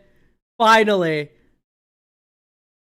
It's too bad this can't go in Cormello because of the hybrid mana rules, though. It can.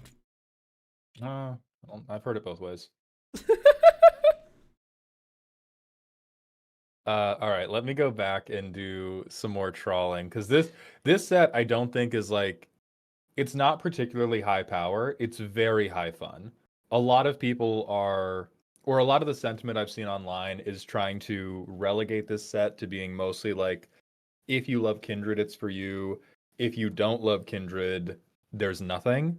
And I think there's less, but we're very, very far away from nothing. We have talked about a bunch of cards in a row right now that do not give a shit about creature types. Yep.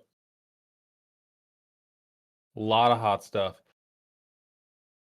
Oh god, there's a new Planeswalker of Johnny. Hold on.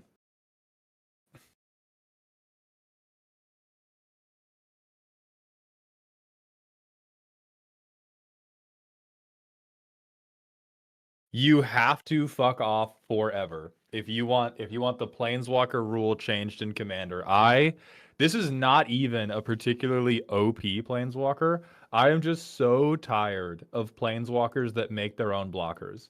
If you want to play the dipshit special permanent type that lets you Bankai, you have to let me punch you in the face. You have to let me punch you in the face. You do not get to uptick. Oh, I have a chump blocker now. You get punched. Let me find. Also, one second. God damn, this Bloom Tender art is crazy. Oh Let yeah. me pull up a slide for aesthetics. Because the vibes on this set are crazy good. Look at this shit. That's beautiful. I typically don't even care about card treatments, but that is crazy hot. Damn! I fuck with the full art land so hard in this set. Mm-hmm.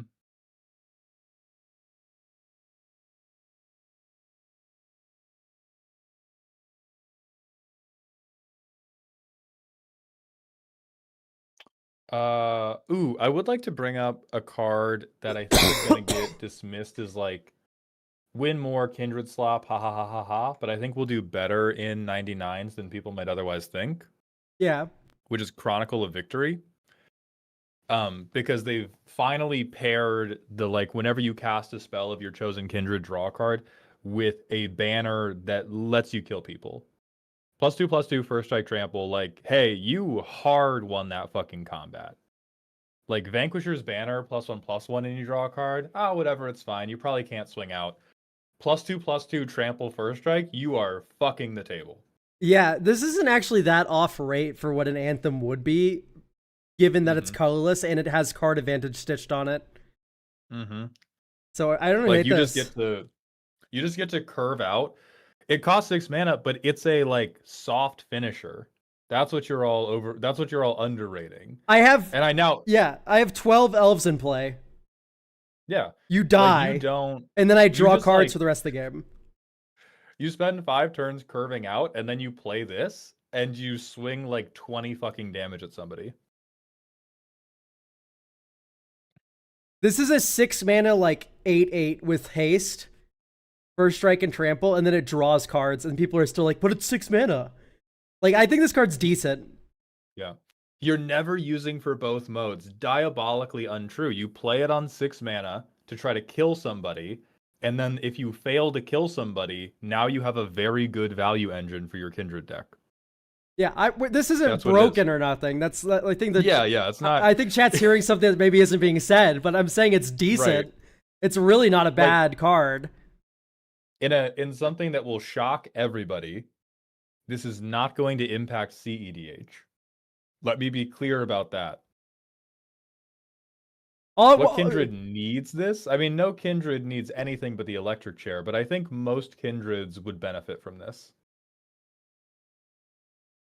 Like, if you think your Kindred deck would not benefit from playing this on turn 6, you are wrong. In every situation. I will stand on that statement. If you have a Kindred deck and you think I would not benefit from casting Chronicle of Victory on curve, you have built your Kindred deck incorrectly. Okay. Here we go. Everyone wanted it. Let's talk about it. Formidable Speaker. Yeah, fuck this card, man. Fuck this card. Thank God they printed a card for me, you know? So, 3 mana. I discard Gisela from my graveyard. And I search for Bruna. Like, this is just the best Brizella enabler ever printed. God, that is true. It legitimately. Wow, Gisela Bruna. Oh God. Like, it's so good already. It's so good already, but holy fuck. Oh, Yeah, this one will impact CEDH. I don't think it gets auto-played in every CEDH deck because 3 mana is kind of a lot. Yeah. But like, oh, that's a good card. Yeah, it also combos, of course, with Felia, as per usual, every ETB tutor does. As per usual, every goddamn.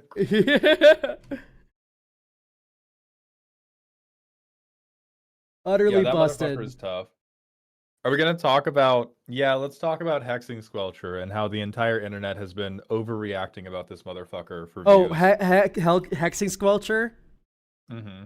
I think it's a card that will see play. I think it's a card that's already exists and it is not that big of a deal.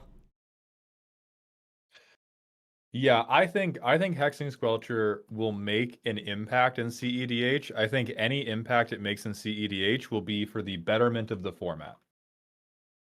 If Yeah. it makes an impact at all. It's truly not that big a deal. Very shootable, very killable with combat damage. Is a very good card though. Is a very good card. Yeah, the card is great. Red Abolisher, isn't it? Red Thank you, Abolisher. Sure. It's not Red Abolisher. I think it will only impact CEDH. I think that's untrue. I think that depends a lot on your local meta. Yeah.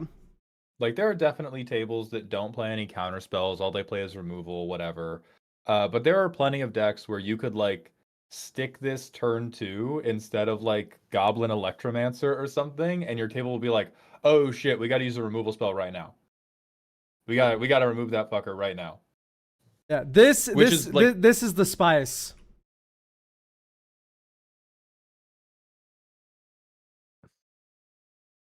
You're such a rat. I love it. You're such a rat. I gotta make a Rakdos deck right now. That's funny as fuck. That's so fucking funny. Oh my god. Alright, Rakdos stacks. Rakdos bracket 3 stacks. Would Squelcher be good in a Voltron deck? Probably not. Voltron, you are not as worried about a counterspell as you are about a targeted removal spell when you go to attach your thing. Like Voltron, you want Grand Abolisher.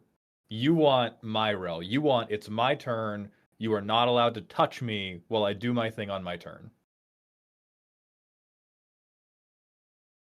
Nethervoid's a black card. Yes. All right, let me see. Oh, other things that are going to be pretty fun. All the Encore elementals. I think all of their effects are relatively usable. I don't think they're particularly high power unless your deck is like really, really built to utilize them. Yeah, I think Emptiness is the worst one. That is a different cycle. There's the Evoke cycle. Oh! And then I'm talking about like Impulsivity, Lamentation, da-da-da-da-da-da-da, because these are the ones where they're relatively From the precon, expensive, yes. but you can recast them for Encore and get a copy for each opponent.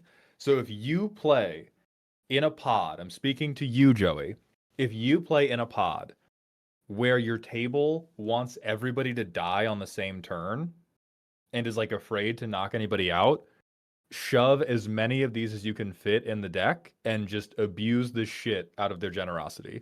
Because getting multiple copies of Jubilation becomes Craterhoof, Lamentation becomes a one-sided board wipe, Impulsivity is Greed from the Bible, Belonging will give you an army in a can, and the blue one will draw you a bunch of cards. Like, they all have a use case, definitely for the more casual side of things.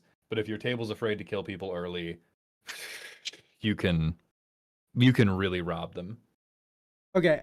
Another thing that blows me away is like people are like, "Oh, it's such a, it's a creature type focus set, so who cares?"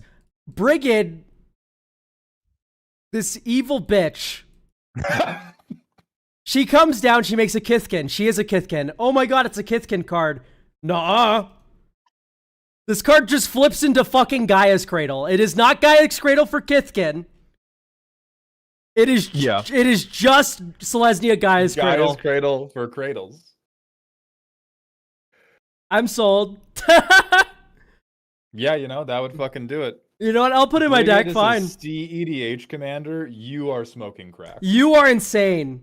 You are. That's one of your chatters, Elk. Okay. You are smoking incredible crack.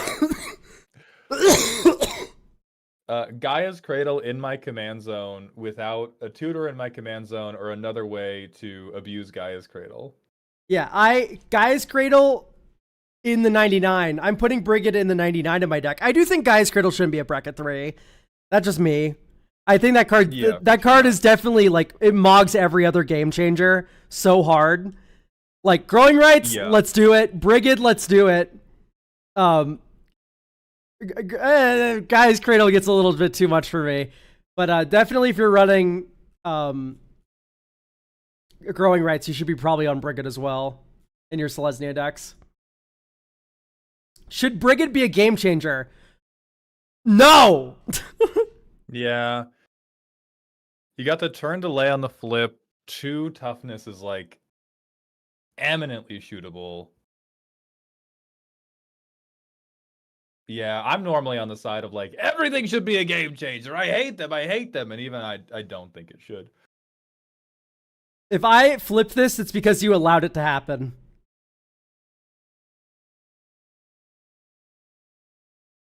Oh, card that I fucking hate now and forever that I think is gonna end up better than people expect in every white deck. This cocksucker. Oh yeah. 3 mana, I can swing whatever I want with complete impunity. Ugh. Ugh. My heart, give me a fucking break, please. All you need is one vehicle sitting around, one smuggler's copter, and you have Avacyn. Yeah. Let's go. Think. Okay, nice removal spell, idiot.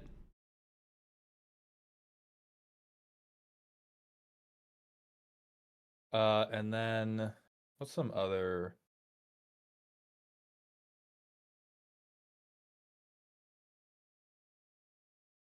I think the commands are pretty cute. I don't think any of them are like none of them are playable. They are really bad. Bulk lovers, budget lovers, I'm snapping. Come to attention. If you hate spending more than 20 cents on a magic card and you don't want a proxy, here's your new favorite card draw spell. Instant speed convoke. It's better than you think. And so having a way to, because a lot of commander turns, especially casual commander turns, are just like the staring contest type thing. Having a way to, at somebody else's end step, be like, oh yeah, I'll spend 2 mana to draw 3. Ooh. Ooh. All right, I'm going to put the dog shit slide on the screen.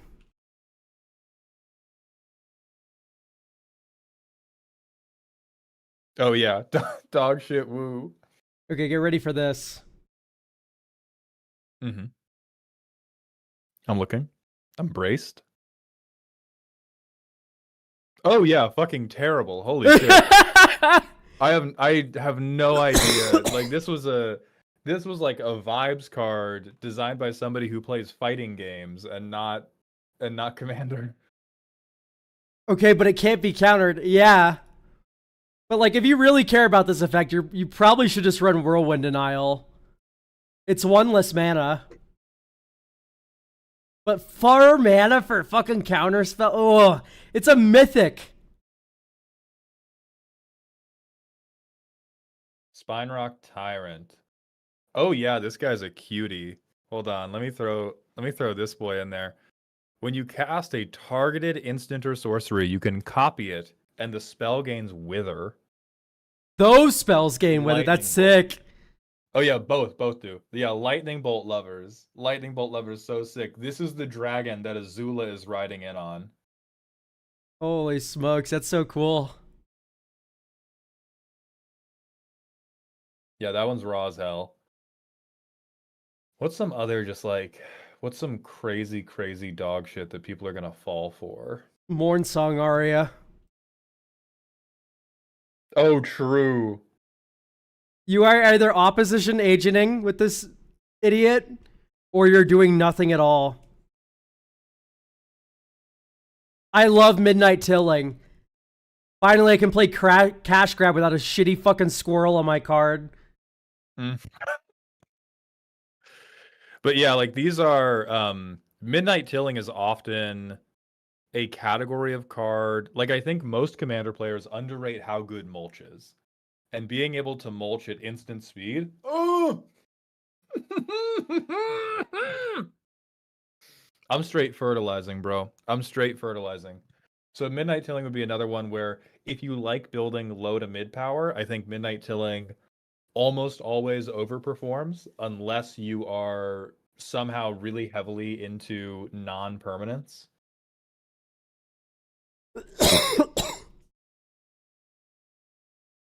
Let me keep looking. I think there's a lot of, deeply Kindred specific stuff that is not Oh yeah. that is obviously kind of a trap, and so I don't want to pull those up too much. I mean, I will talk about Celestial Reunion. This shit is not Green Sun Zenith.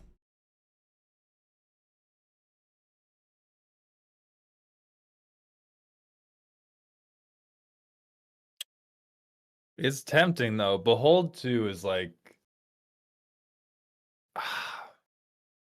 Behold 2. I don't know, it might be. It might be Elk. It might be. Okay, how often have you watched an elf player go Green Sun Zenith for an elf versus a Craterhoof Behemoth?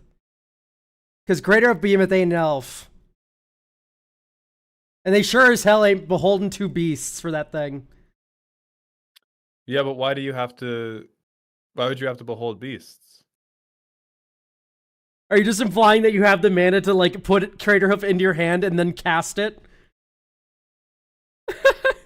Because you're not wrong, I guess. Oh, the thing no, I just hadn't read the whole card yet. Like this hadn't come up. Oh, I did not see the revealed card as the chosen type. Oh yeah, this is terrible.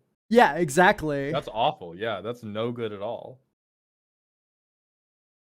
Or well, not all right. No good at all is all right. Internet, I'm so sorry. That was an overstatement. I dramatized that statement. Yeah, that is broadly much worse than people would make it out to be. Your finisher has to be within the Kindred that the rest of your deck is in, which can be pretty frustrating. I think elves and dinos can still work with it. Like, if you have a Lathril deck, there's definitely an elf you can look for that will get the job done. But you got to be, like, pretty deeply committed.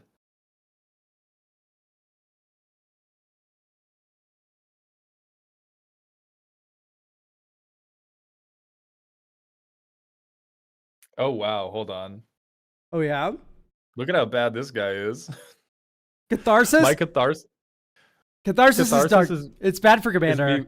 It's me weeping on the floor of the bathroom after I lost my Commander game where I cast my pretty new Mythic Rare. Yeah, this card is cracked. For limited, yeah. It's fucking Imadame's Recruiter. Yeah, check that Mythic Rare symbol and then blink and then check again and die. Yeah, exactly.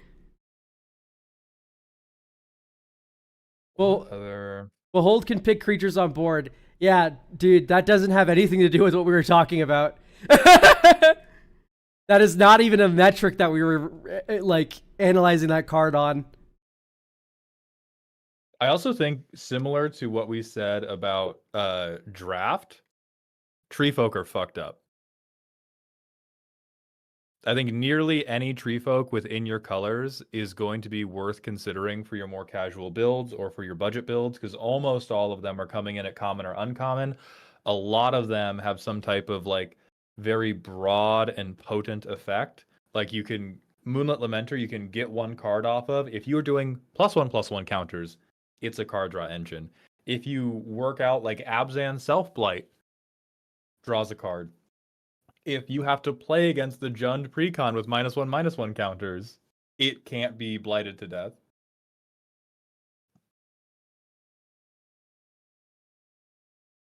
Twilight Diviner is a staple in reanimation decks. Oh no, that card sucks. That card sucks major dick. It's so bad. Tell me more while Scryfall loads. So why is it? So Twilight Diviner is a 3-mana elf. When it enters, you surveil 2, and then oh my god, she's a fucking baddie though. Hang on, we're gonna go on dog shit. Oh yeah, Z's gonna do a cosplay of this. My life is very good. Dude, this elf is fucking hot. Wow, I've only ever seen the other art of this, and this one is like smoking. Holy shit. Anyway, enter Surveil 2. It's a 3-mana 3/3. Whenever one of our creatures entered, if they were cast from a graveyard or entered from a graveyard to create a token that's a copy of one of them, this ability triggers only once each turn. Do you know what you're fucking bringing back from your graveyard? Your staple reanimate decks that you want to put this in, chatter. Do you know you were bringing back from the graveyard? It's fucking, like, it's not an idiot that you want to copy. It's usually a legend. Yeah. Sure. You have to be on, if you build the deck to be like non-legendary reanimator, then I do believe in it. A lot of the things that I typically like to reanimate, those motherfuckers are legendary. Yeah, if we're reanimating Grey Merchant, Kokusho, if we're doing like a more synergistic graveyard pile, yes, absolutely. That's not what a reanimator deck looks like in Commander, though. Reanimator deck looks like my Valgavott's in play on turn 2. Yeah, I've done that, and that's what I love most in the world. Exactly, that's what I'm saying. So, you know, Valgavoth Keep Away is typically one of the better ways to do Reanimator, which Twilight Diviner does not work with. Yeah, so I do think there are plenty of Reanimator decks that will love this. I do not think this is must play in every single Reanimate deck you ever make. Exactly.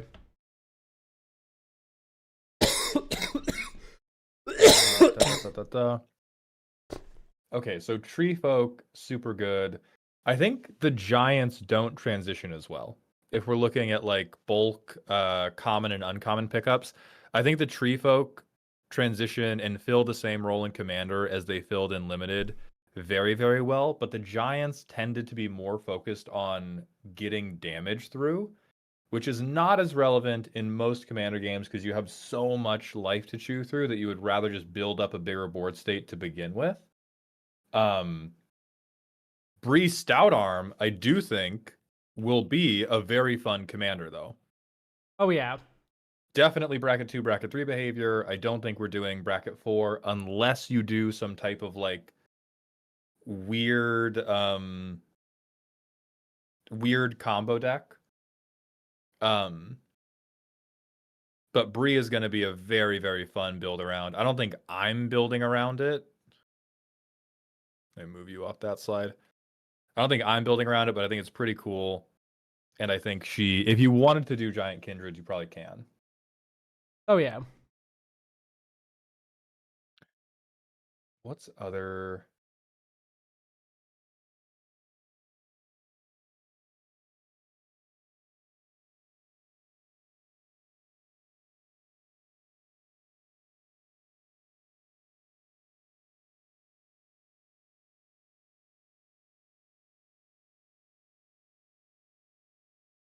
Other hot picks. I'm going to go with Feeric Strike.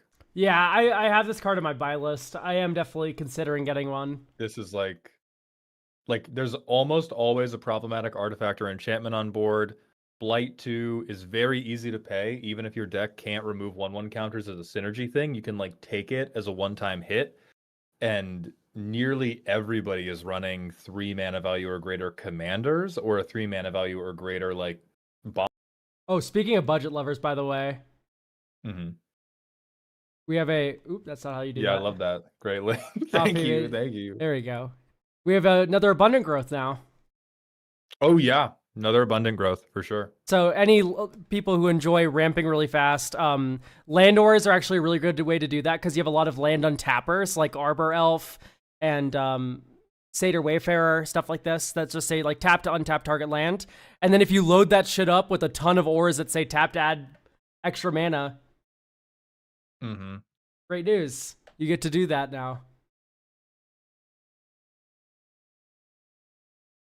I think the only other things at common or uncommon that I would say are going to be really impactful is if you have a big mana deck, like if you're a teamier player, there is a lot more stuff that is a payoff for casting something that costs 4 or more. So if you are like an Eshki Dragonclaw lover, a lot of the elemental support in this deck is probably worth looking into. That is still definitely for like bracket 2, low bracket 3 behavior. I'm not talking to anybody who has an Animar infinite combo deck.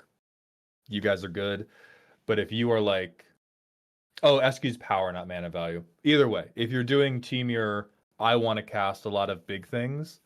There's definitely some good stuff for you in here. And then what else is... I want to look at some other traps.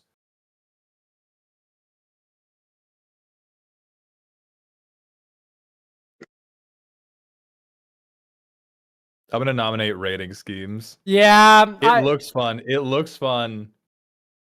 I wish. I wish. We all wish. We all wish. Is it players? They get 1,000-Year Storm. Gruul players, you get dog shit. Conspire is you can tap, I think, 2 creatures that share a color with the spell, and then you copy it. That is Conspire. It looks so fun, right? I know. And there's like a couple decks in the world that are gonna make it happen. But for a lot of decks, it is not going to happen. There is a commander with that in Gruul. Yeah, they reference her. Wart the Raid Mother is the commander that does it. And there's a reason you don't see many Wart the Raid Mother decks. Hold on, somebody said something that, oh, right. I need to talk about this with Elk here, because Elk plays in higher power pods than I do. What's up? I'm going to introduce the no holds barred most OP card of the set. Okay. Then Scryfall's lagging, so you got to hold your breath. Okay, I'm going to copy mine, and you're going to copy yours, and we'll paste them at the same time. Okay, on the count of 3. Ready? Yep. 1, 2, 3.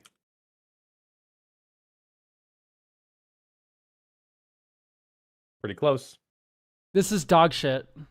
Pretty close. Nope, pretty close. Draw a card, gain control of this creature, put it minus. Only your opponents may activate this ability. When this dies, if I have one of them minus one. Pass the goat, baby. Pass the goat. Why? Pass the goat. Why would anyone ever activate this? Because they want cards. That's crazy. This card reeks. I've resolved it in 5 games. It has yet to be untaken. Every time it has been played, the opponents have said out loud, okay, none of us should take this. And then they do. I mean, I would, but it's going to, like, draw me into, like, a combo. And then I win. God, I knew you would say that. Like, I'm just saying at higher level tables, that's what it's going to be. Yeah. You can't bracket 4. Yeah, like... No. Here's what you do, Mald. Here's what you do. Mm-hmm. Hang on. Once again, Scryfall will load any second now, and I'll be able to show you what I mean. Yeah, and you can crank it up. That's what I'm saying, chat. We need whimsy. We need whimsy. My tables have plenty of whimsy at them. Here, look. Here's your whimsy. Shut the fuck up. Oh no, it died. Oh, I draw that many cards, and then each player was stuff. Anyway, here's my Lurrus, and then here's off-nabbed goat. Oh lord, oh no, what am I gonna fucking do? I think the goat's very funny. I love the goat. Extremely much. Wait. Great news about off-nabbed goat Lurrus. What's up? Now there's 2 of them. Oh my. You can't even do that, right? Twilight Diviner can't be in the deck. Why not? Oh, but you can. Lurrus Commander. Not you Commander okay, Lurrus. Yeah. Commander Lurrus. All right. I'm going with you. Extreme banger. My God.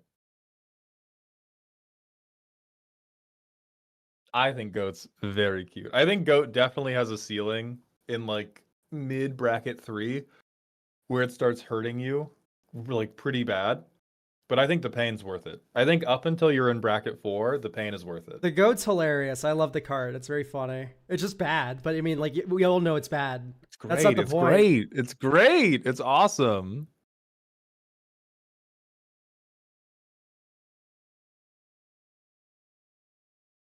All right. Let me see. Any other good budget ads? Chat, are there any cards you think we're sleeping on that you think are hot? Or that we've said are dog shit and you want a second look at? Thoughts on Eventide's Shadow?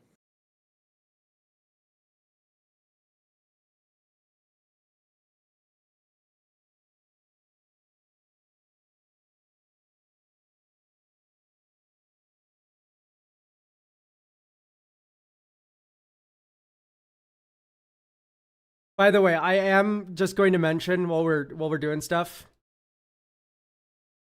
This will be the most played card of the set. Not in Commander. Okay. Okay. I was like, my brain was crunching. This is gonna be Eventide Shadow. Yeah. Okay, why is this going to be the most played card in the set? Do you think it's breaching Standard? It's Modern, Standard, even Legacy, kind of playable. So it's one man. It's Fatal Push. You don't have to run on. You don't like if you're in mono black or like you're a black heavy deck. You no longer need to lean on other kill spells. You can just go 6 Fatal Push. You go 2 Requiting Hex, 4 Fatal Push. Okay. I doubt that, but I'm only coming at it from Pioneer. Because in Pioneer, nearly every time I see Fatal Push, it is being used for the mode of kill 4 mana. So the fact that it can't bridge up to 4 holds it back, but that's only Pioneer. I don't play Modern, I don't play Where Legacy. I come from, we're killing Tameo, Ragavan, Guide of Souls, Ocelot Pride. Okay. So all 1-drops. You know, I can see the argument there then. And then every so often you just go, oh, I gained 2 life, by the way. Here's my Psychic Frog with 15 counters. Oh yeah, why wouldn't you do Cut Down in like Legacy or Modern then? It doesn't kill Psychic Frog. Legacy Psychic Frog's banned. But the reason why it's not seeing play in Legacy is because Cut Down doesn't kill Psychic Frog in Modern. Where they just discard 1 card and then now they're above Cut Down range. Yeah. And you're missing the combo play pattern of if I do this in Modern, I can goat and then blight my own goat. Yeah, that's true. Guide of Souls also does grow stuff as well. Puts 2 counters on anything that swings. So that's any 1/1 is already now out of range, and then you lose. All right. To the chat requests. There is Eventide's Shadow, which is a 5-mana sorcery that lets you scoop all counters off of permanents on the battlefield, and then you draw cards and lose life equal to the number of counters removed this way. This is very narrow, but when it is relevant, ooh boy is it relevant. If you are doing, Dark Depths like pseudo combo, if you play in a static pod and you know one of your friends runs green +1/+1 counters, oh holy shit, is this funny. Oh my fucking god. Definitely not a card you just want to like generically put into any deck. Absolutely not. Even if in the world where like I know my opponent is playing like a green like +1/+1 counter deck, there's a card that does something very similar to this. Yeah. From Zendikar. It's like 2 and a black sorcery, destroy target creature, and then you draw cards equal to the number of counters on it. That's like way stronger than this card. I forgot the name of it. Yeah. There's Elk. I'm gonna make you talk about Phyrexian Arena. Oh yeah. How do you feel about Phyrexian Arena, but it's a tree? What I like about this card more is that it has like synergy with shit. Like if you have a thing that has a cost that's like remove a counter from something, this is something that has a counter on it every turn. Like I don't mind that as much. It happens on your end step too, which is better than your upkeep. Yeah. And it blocks. I would say if you don't have -1/-1 counter synergies or a lot of tokens you want to die, wouldn't do it. You will grind your board down quicker than you think. Yeah. Stora, no, you can't. Eventide Shadow, you can't hit suspend. It says permanents on the battlefield.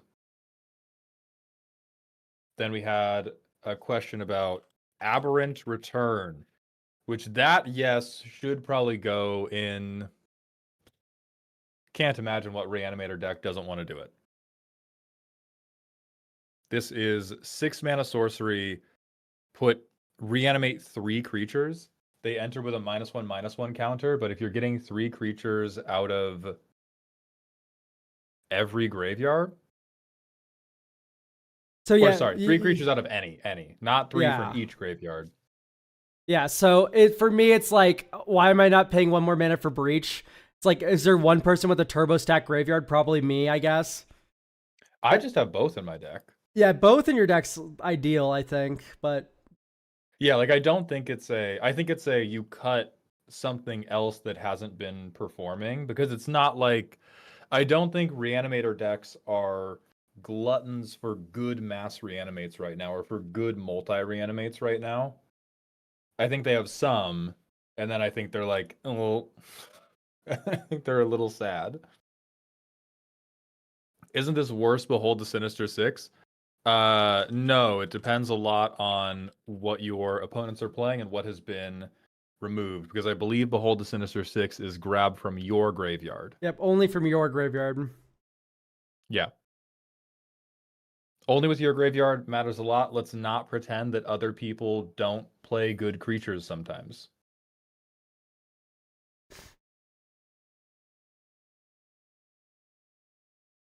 And then Alec Man is asking about the Evoke Elementals cycle. And if there are any that are good. Yeah, for certain. Wistfulness is very strong. Also, Vibrance. Wistfulness. Oh yeah, Wistfulness for sure. Yeah, Vibrance pretty fine. I think Emptiness can be okay, but it's very much a casual card still. Yeah, Emptiness is like really mid. I've already been moving away from Unearths in my deck. It's just like they're so dead so often, it feels like. Like, I'd rather just have another good play than an Unearth. Yeah.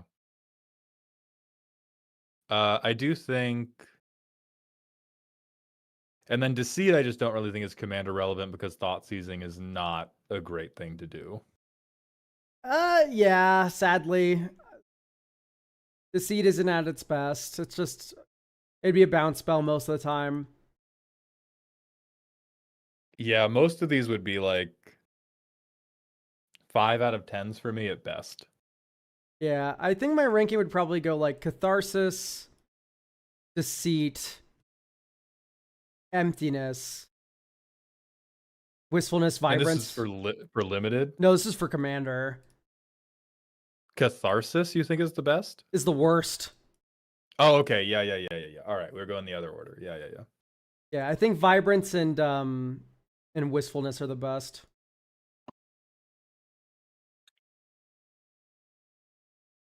Nightsea, thank you for the 27 months in a row. Tier 1. I did know that the Ravens.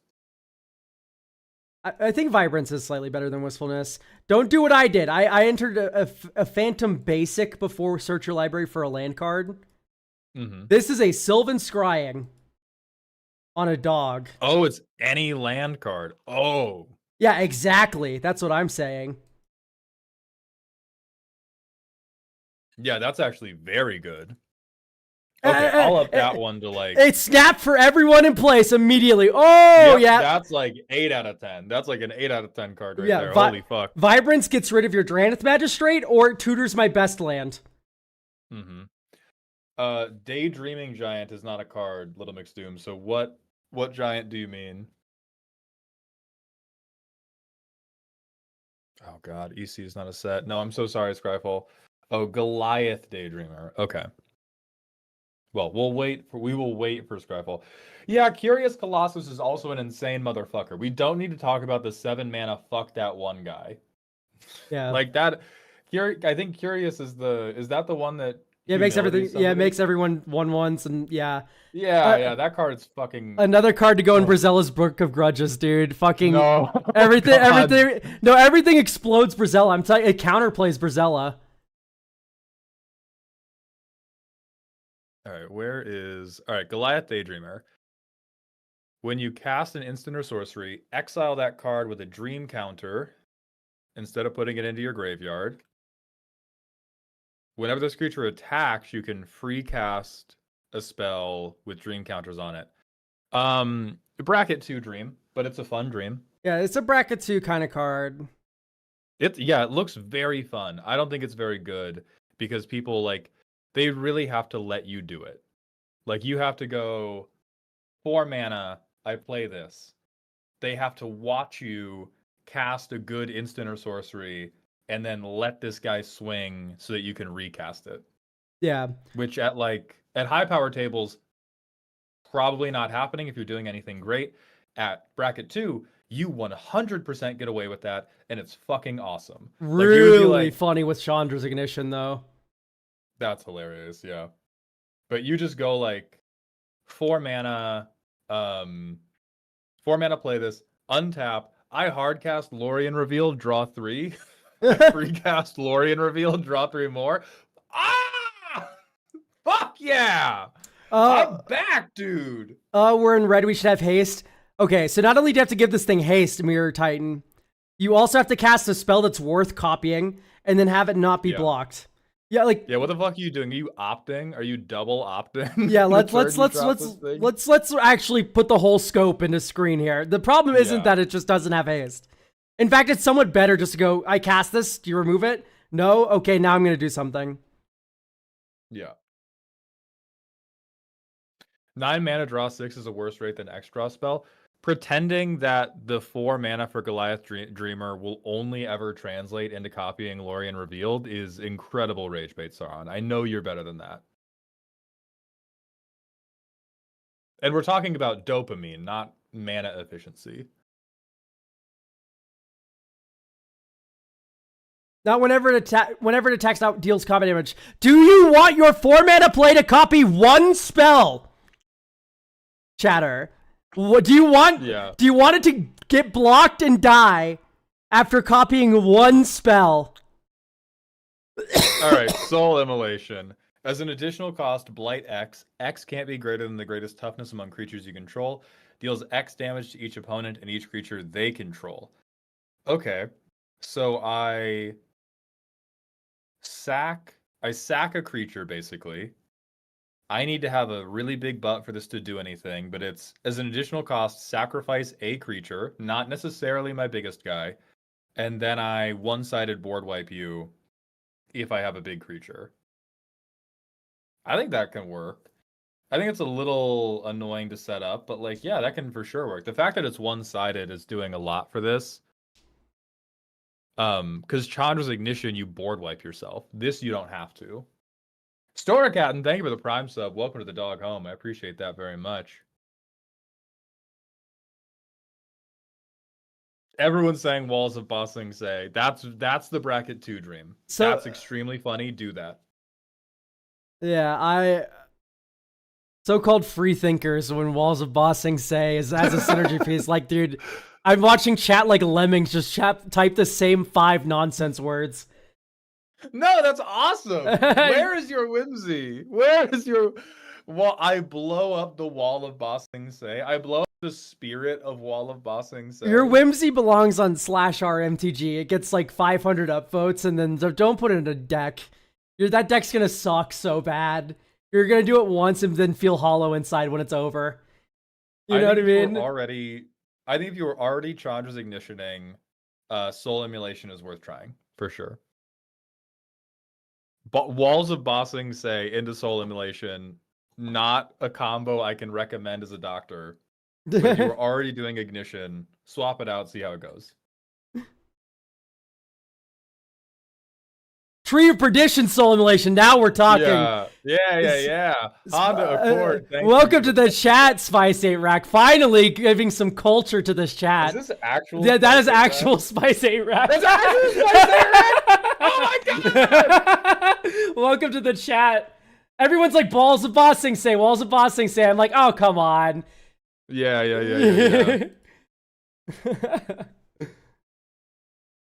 Good to see you, Spice. Also, Nightsea, thank you for the 27. Oh, no, I already did that. We already did that. Okay. Some people were saying Dawnhand Dissident. Pretty good. Not as good as you think, because I learned the other day you can't steal with this, which makes it worthless in my eyes.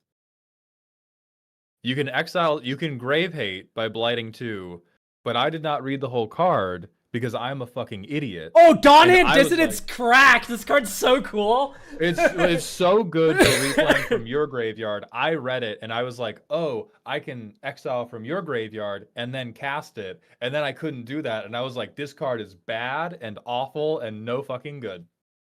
But it's very strong. You just have to read it. Oh yeah, no, this might actually be modern playable, by the way.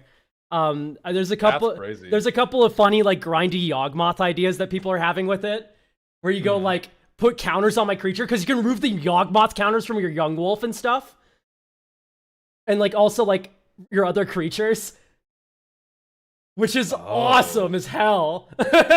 That's very sick. I think Soul Cauldron is better, but it's super sweet.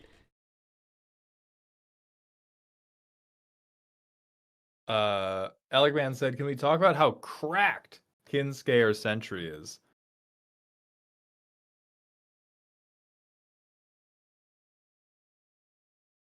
Oh, this card's so bait, it's unreal. I wish this card was good.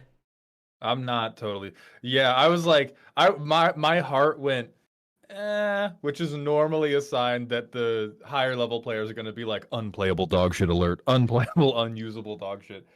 It's if you're swinging with like 5 creatures and putting a 5-drop in play. Yeah. You know, I'm already swinging with 5 creatures. Like, what's my position where this is actually shitting something good into play? I do think tremendous bracket 2 card. Like, I think a lot of the cool stuff in LORWYN, if it was when you attack and not an its attack, it would maybe be playable. Spice, again, absolute genius. Yes. If you don't subscribe to them on YouTube, do. They're much more popular than me, so I can't imagine you without knowing who they are. But check out Spice 8 Rack on YouTube.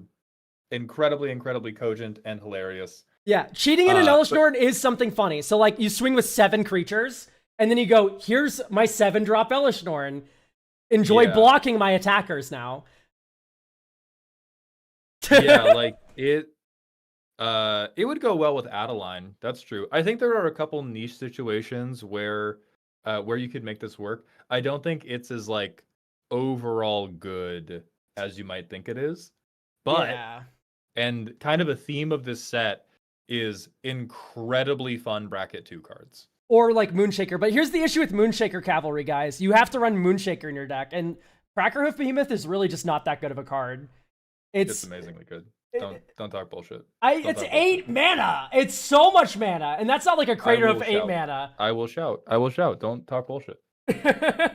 Don't talk bullshit about Crackerhoof. Is Kinscale not good in Zergo? Can't you put this trigger on the stack after all demobilized to get a big drop fairly early? Again, that's why we said specific decks can make it work. Like Anim Pakal, go ahead. Zergo even, go ahead and try it. But it is not this just like, you know, every white deck, windmill slam if you ever go to combat. Septon, thank you for the follow. Welcome to the doghouse. Continuing to beg for Morning Tide's Light. Oh, this is the Mass Flicker spell. Oh, I vaguely remember. It exiles itself, so it's dog shit. You can't loop it with Eternal Witness. Spice 8 Rack, thank you for gifting 10 tier 1 subs. Welcome to Dog of Heaven. That's so kind of you. Thank you. I appreciate that generosity. All right, Morning Tide's Light. Oh, this card is like the best fucking thing ever. Yeah. I think it's hard to overrate this thing in any context that is not CEDH. Oh man. Genuinely tough to. IMO. Do you agree, or am I talking I'm bullshit? so mad because they printed a fucking card that fogs all of my opponents in hell. Like, it puts them in hell. Can't damage me. Also, exiles and returns all my creatures. And then it exiles itself. I can't infinitely loop this. I can't infinitely loop this. What's the point? The worst thing about the card is that I can only cast it once. I want to put you in gay baby jail. I should never be allowed to cast it twice. No, please. I deserve this. You animal. No. Furry Tractor, I promise you, we are both aggressively aware it's not just your creatures. For anybody in chat who can't read the tiny little letters, you can boing flip all of your opponent's blockers. You can just disappear them. Okay, so it's like And Winds of that- Abandon Parallax Wave. This is a lot stronger of This a is- card by doing that. This is the card where I'm like, if you have white, you need to have. If you have white and you're trying to build a strong deck, you need a very clear reason you're not playing this. Like you have to have a strong.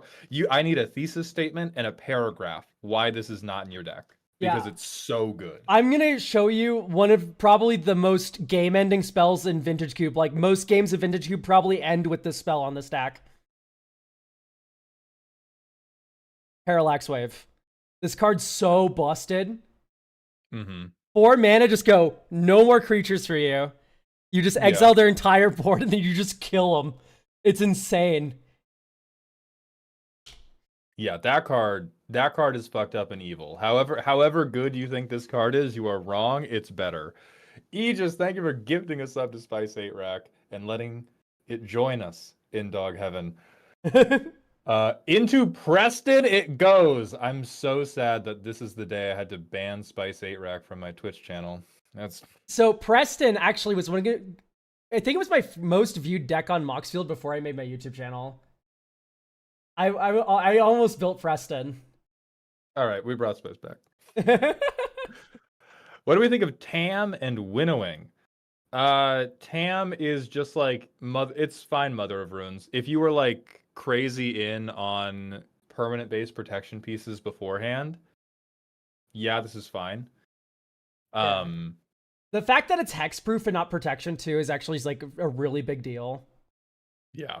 Protection lets you fade, Blasphemous Act lets you get through with blockers, lets you block. Yeah. Let me look at Winnowing. Okay, Convoke, a 6-mana Convoke sorcery. I'm going to make a new one for chat requests. Kant. 6-mana Convoke sorcery. For each player, choose a creature they control. They sacrifice all other creatures they control that don't share a creature type with a chosen creature they control. If you're a Kindred lover, yeah, this could be pretty... I don't know. Here's why. I'm not sold. Convoke means the big upside of it is maybe I get to cast this for like 4 mana or 5 mana. And if you need to board wipe at 4 mana or 5 mana, you can probably just do board wipes. Like just do normal board wipes and you still have time to rebuild. And if you're paying 6 mana or more, you would rather just do something that's like truly one-sided. So I'm not a fan of this the more I look at it. Yeah, I'm looking at this, I'm just like, why am I not Winds of Abandoning? I'm not Winds of Abandoning. If I wanted to do like a Kindred board wipe, I am doing Everything Comes to Dust every time. Yeah, that's also a really good card. Like it's way more expensive, but it also has Convoke. And then it's just like, my Kindred is the best. All of your stuff, get out. Yeah, I agree with Spellbreaker. Like Kindred has a lot of better one-sided wipes that already exist. You don't need to be going in for Winnowing. Or if you are going in for Winnowing, I recommend you use Scryfall Advanced Search because you are probably leaving a better board wipe on the table. Oh, Mirror Mind Crown. Oh, you're a real Galaxy Gas enjoyer. Excellent. We're filled. This art is just you looking at a crate of Whippets.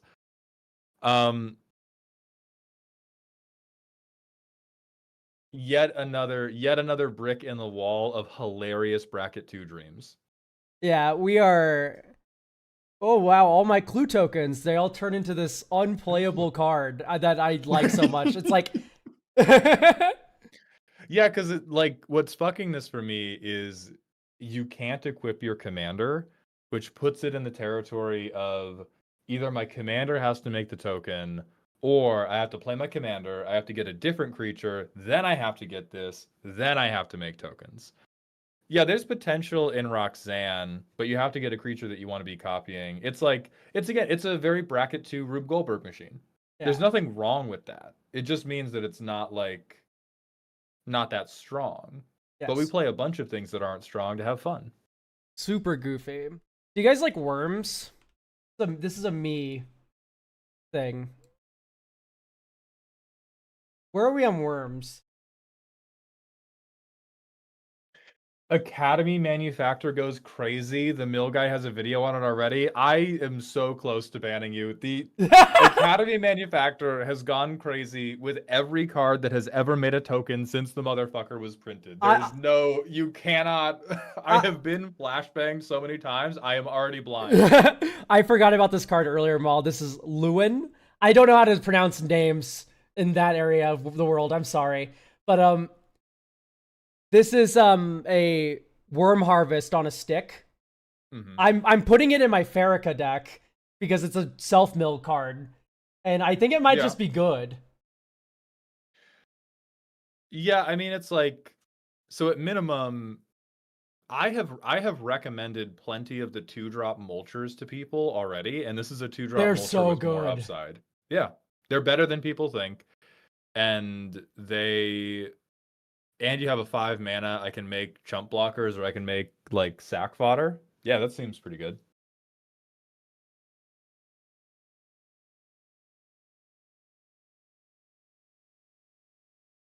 The L makes this sound only possible by pressing the tongue to the roof of your mouth and pushing air to one side as you say it. Well, the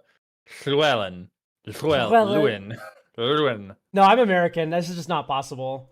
I can't form Have you those. ever tasted some wares Taster of Wares has? All right, 3 mana Goblin Warlock on ETB. Target opponent reveals X cards from their hand. That sounds pretty bad starting off. Where X is goblins you control.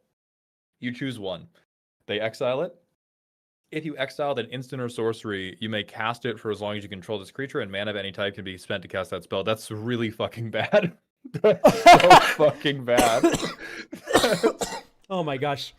This card is actually not the worst in like 60 card, but it's like Commander, no. Like I don't know if you can really pull this off. If you really want to do like Glub, right? You want to do the new Rakdos Goblin, and you want like my favorite thing for goblins in this set is we got an honest to goodness bracket 2 goblin commander that is not kill on sight in Glub. Yeah.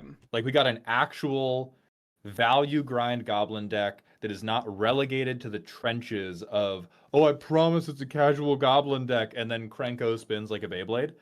And for those decks, perfect. Yeah. I'm gonna post here, because it's not over for Taster of Wares. This is a card that actually saw some modern experimentation in a couple decks, Severance Priest.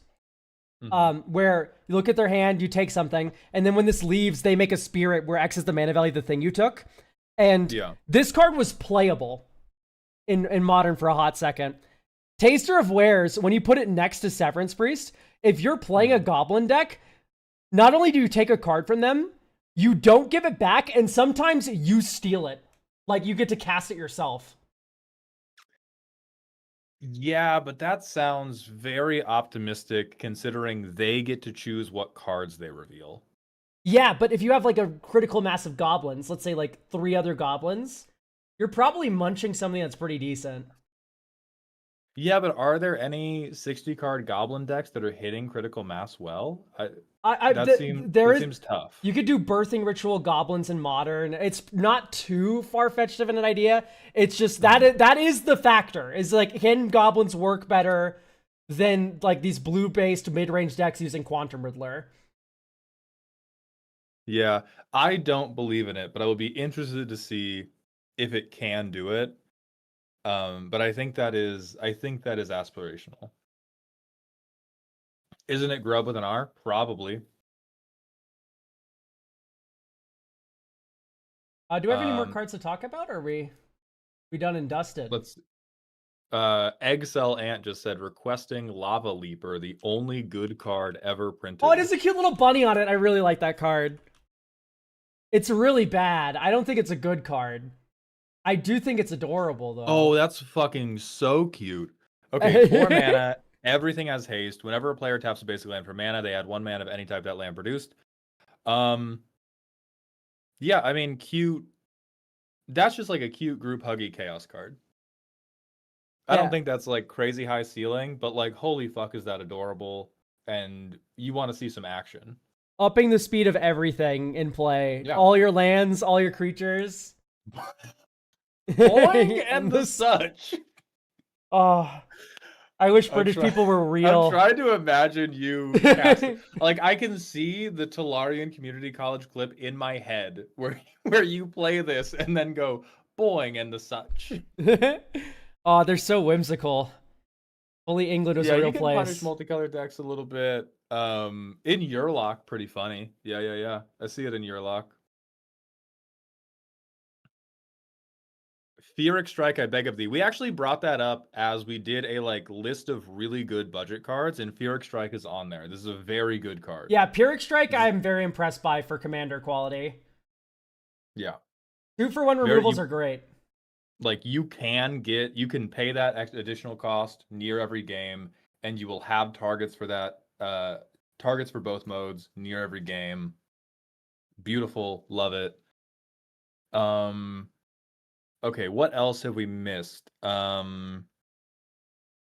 talked about Mirror Form again for no reason. Now I won't do it.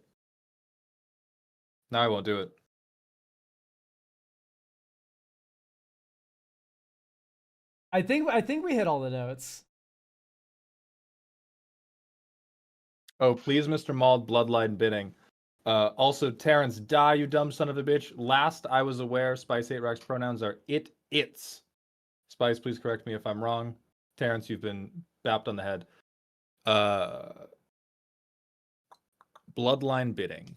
Okay. Got in one. Beautiful. All right, what does Bloodline bidding do? It's dog shit. Come on, man. Just let him convoke. Just let the people convoke a little bit. Here's what happens. I convoke. I put the spell in the stack. I sack everything. You counterspell it. I lose.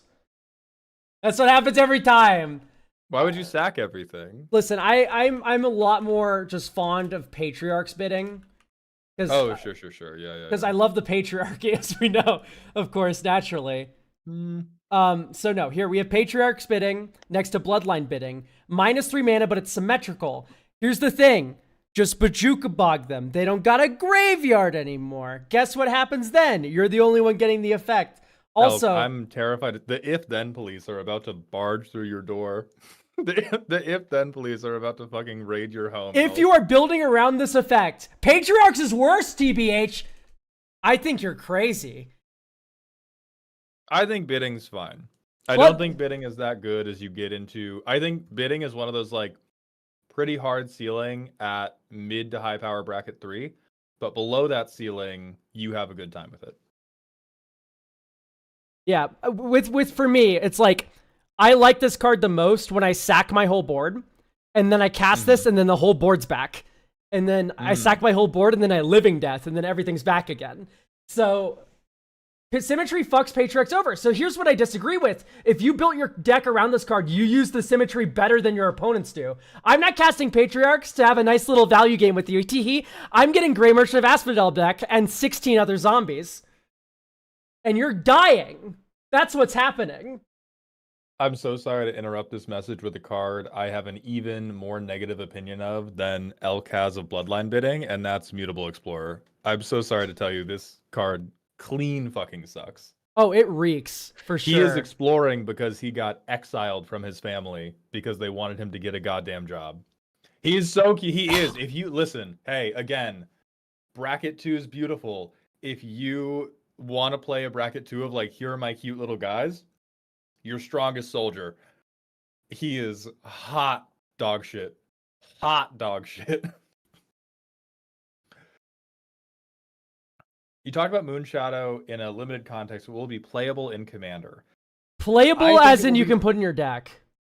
Yeah, like you can put it in. A couple decks might be able to really benefit from the synergy, but when the best it can be is a 7/7 with Menace, there is a relatively low ceiling on there. And that is like the 7/7 with Menace after a lot of work. Yeah. For me, I'm like looking at it, I'm like, why am I not playing like Mortician Beetle? Mortician Beetle plus an Accursed Marauder, I'm already at like a 4/4 or 5/5. Yeah, like you probably whatever you want to do with it, you have a better option for. Like best bet you put it in the new precon though. You would never put it in that precon. Because you don't care about like if you myriad it, it's bad. It has a really because good it comes home in as Scorpion God. Oh yeah, Scorpion God, great. Scorpion God is awesome. But it comes in with like it comes in as a 1/1. So having it like ETB doesn't matter. And if you myriad it with a backup commander, oh, the Jund precon. Sorry.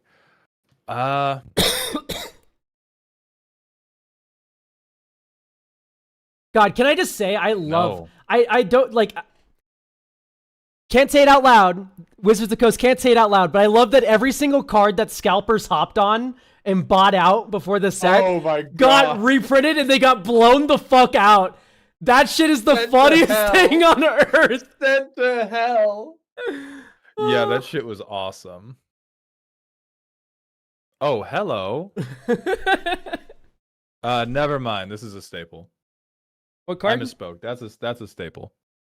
That print. Okay.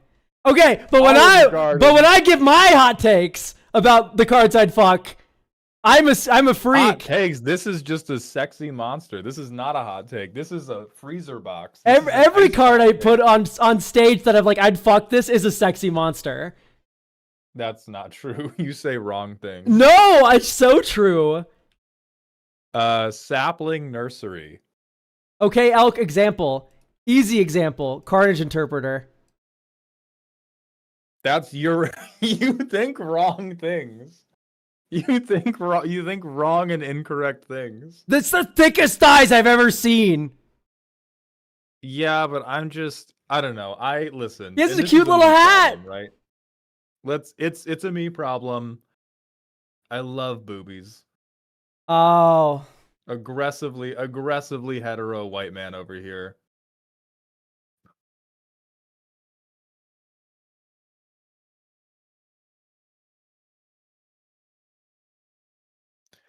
The teeth are crazy, by the way.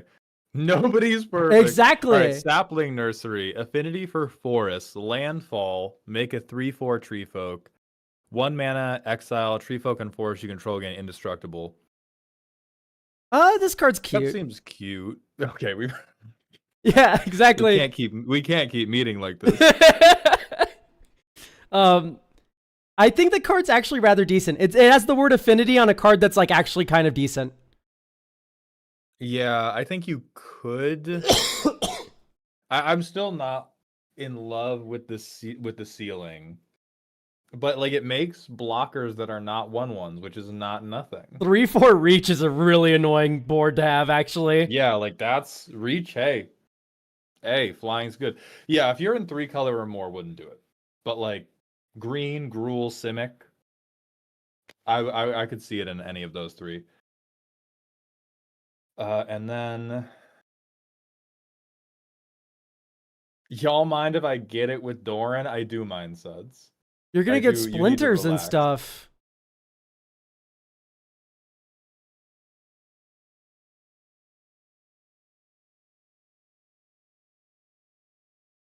Ba.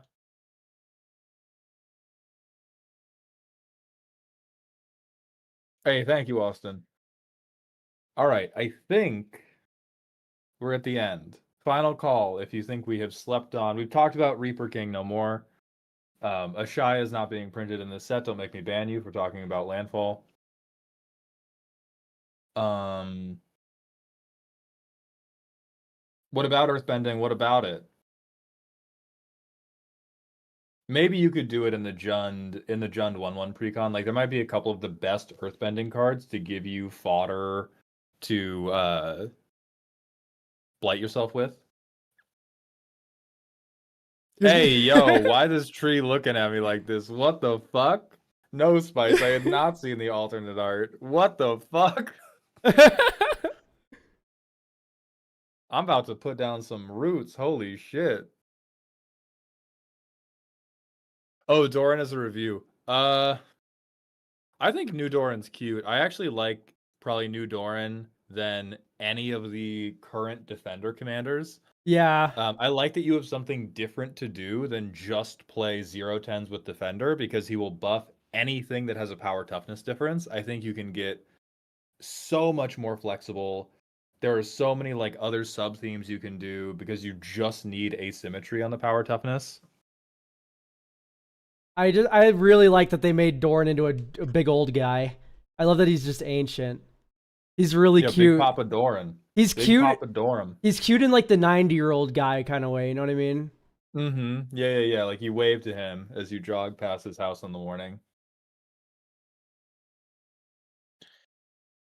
Attacks and blocks is also huge. Yargulin Multani is great. Let me look at this. Hold on.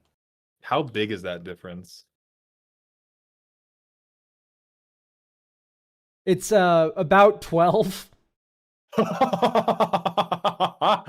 So it attacks and blocks is a 30-18? Yeah. Oh, fucking hell yeah. Shit yeah, man. Calaxion. Elk. Yeah. Elk, it's alive. I do like Calaxion. Calaxion dreams. And it's until end of turn. No, I might build this now. It's until end of turn, so you can like Disciple of Freyleys on your second main phase. Yeah. Oh. Yeah, you do like Calaxion Doran, turn after, swing Calaxion, Disciple of Bolas after combat. Oh. Yeah. They do get really big, don't they? Okay. We may in fact be building Doran. Yet again, Tree of Perdition wins. You gotta stop it. You gotta stop the nonsense. Oh, but you can't attack with Tree of Perdition. Fuck. Nightmare world. Let me look at new Oko. Is this LORWYN Liege or the Trickster or both? LORWYN Liege, and it's really bad. Thank God. I think they overcorrected. I think they were like, we cannot make Oko good. If we break Oko even a little bit, we're going to look like idiots. And so they made it awful instead. 3 blue mana. We get a 3 loyalty planeswalker. Uptick. Gives something all creature types forever. Uptick by 1. Gives something -2/-0. Transform into downtick mill 3. So downtick mulch. Downtick, make 2 elks. Downtick, choose a creature type, and you get an emblem that gives them +3/+3 vigilance and hexproof. That is deliciously terrible. Okay, can I just get on my pedestal for a second and say that glistening abs Oko is fine. Barefoot, fucking emoting on these changelings. But the Orzhov boob window is too much. We cannot have an Orzhov boob window. What was the Orzhov boob window in question? It was Angel of Despair. They covered her up, and it makes me so mad because she looked hard as fuck. She looked hard as fuck. She still looks hard as fuck. Give me my Angel boob window. Bro is literally dripping on a bunch of weird frog guys. Oh. Yeah, LORWYN Liege is awful. That's beautiful. The Orzhov boob window is one of the funniest things in Magic the Gathering to me. Oh, true. And they drew Bulge. That's fucking amazing. Yeah, no, you can see what he's packing. My God. All right, now final call. I think we're done. I think we have covered the budget picks in the set. Aegis, thank you for the 50-bit cheer. Emerging from my gay stupor to defend lesbians for a second. Exactly. Covering up boob windows only hurts lesbians and drag queens. I want all of my fantasy characters dressing like they're insane. It's so funny. We did, yeah, Diaz.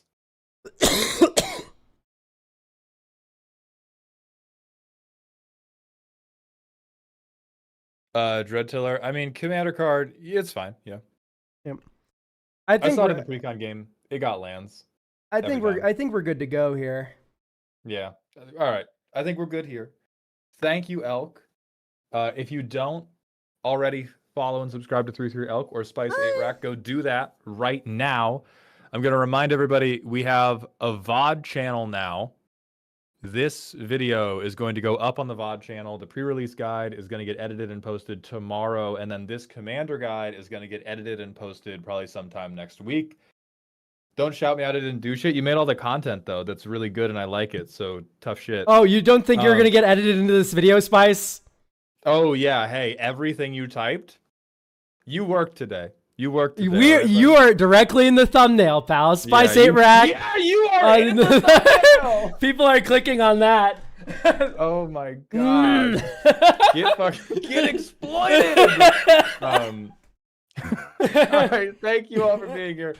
Elk, are you going to keep streaming or are you going to bed? I thought about maybe doing some Disco Elysium, but I think I need to just like get more food in my body. I think that's a good idea. Let's see who's live and we can go raid them.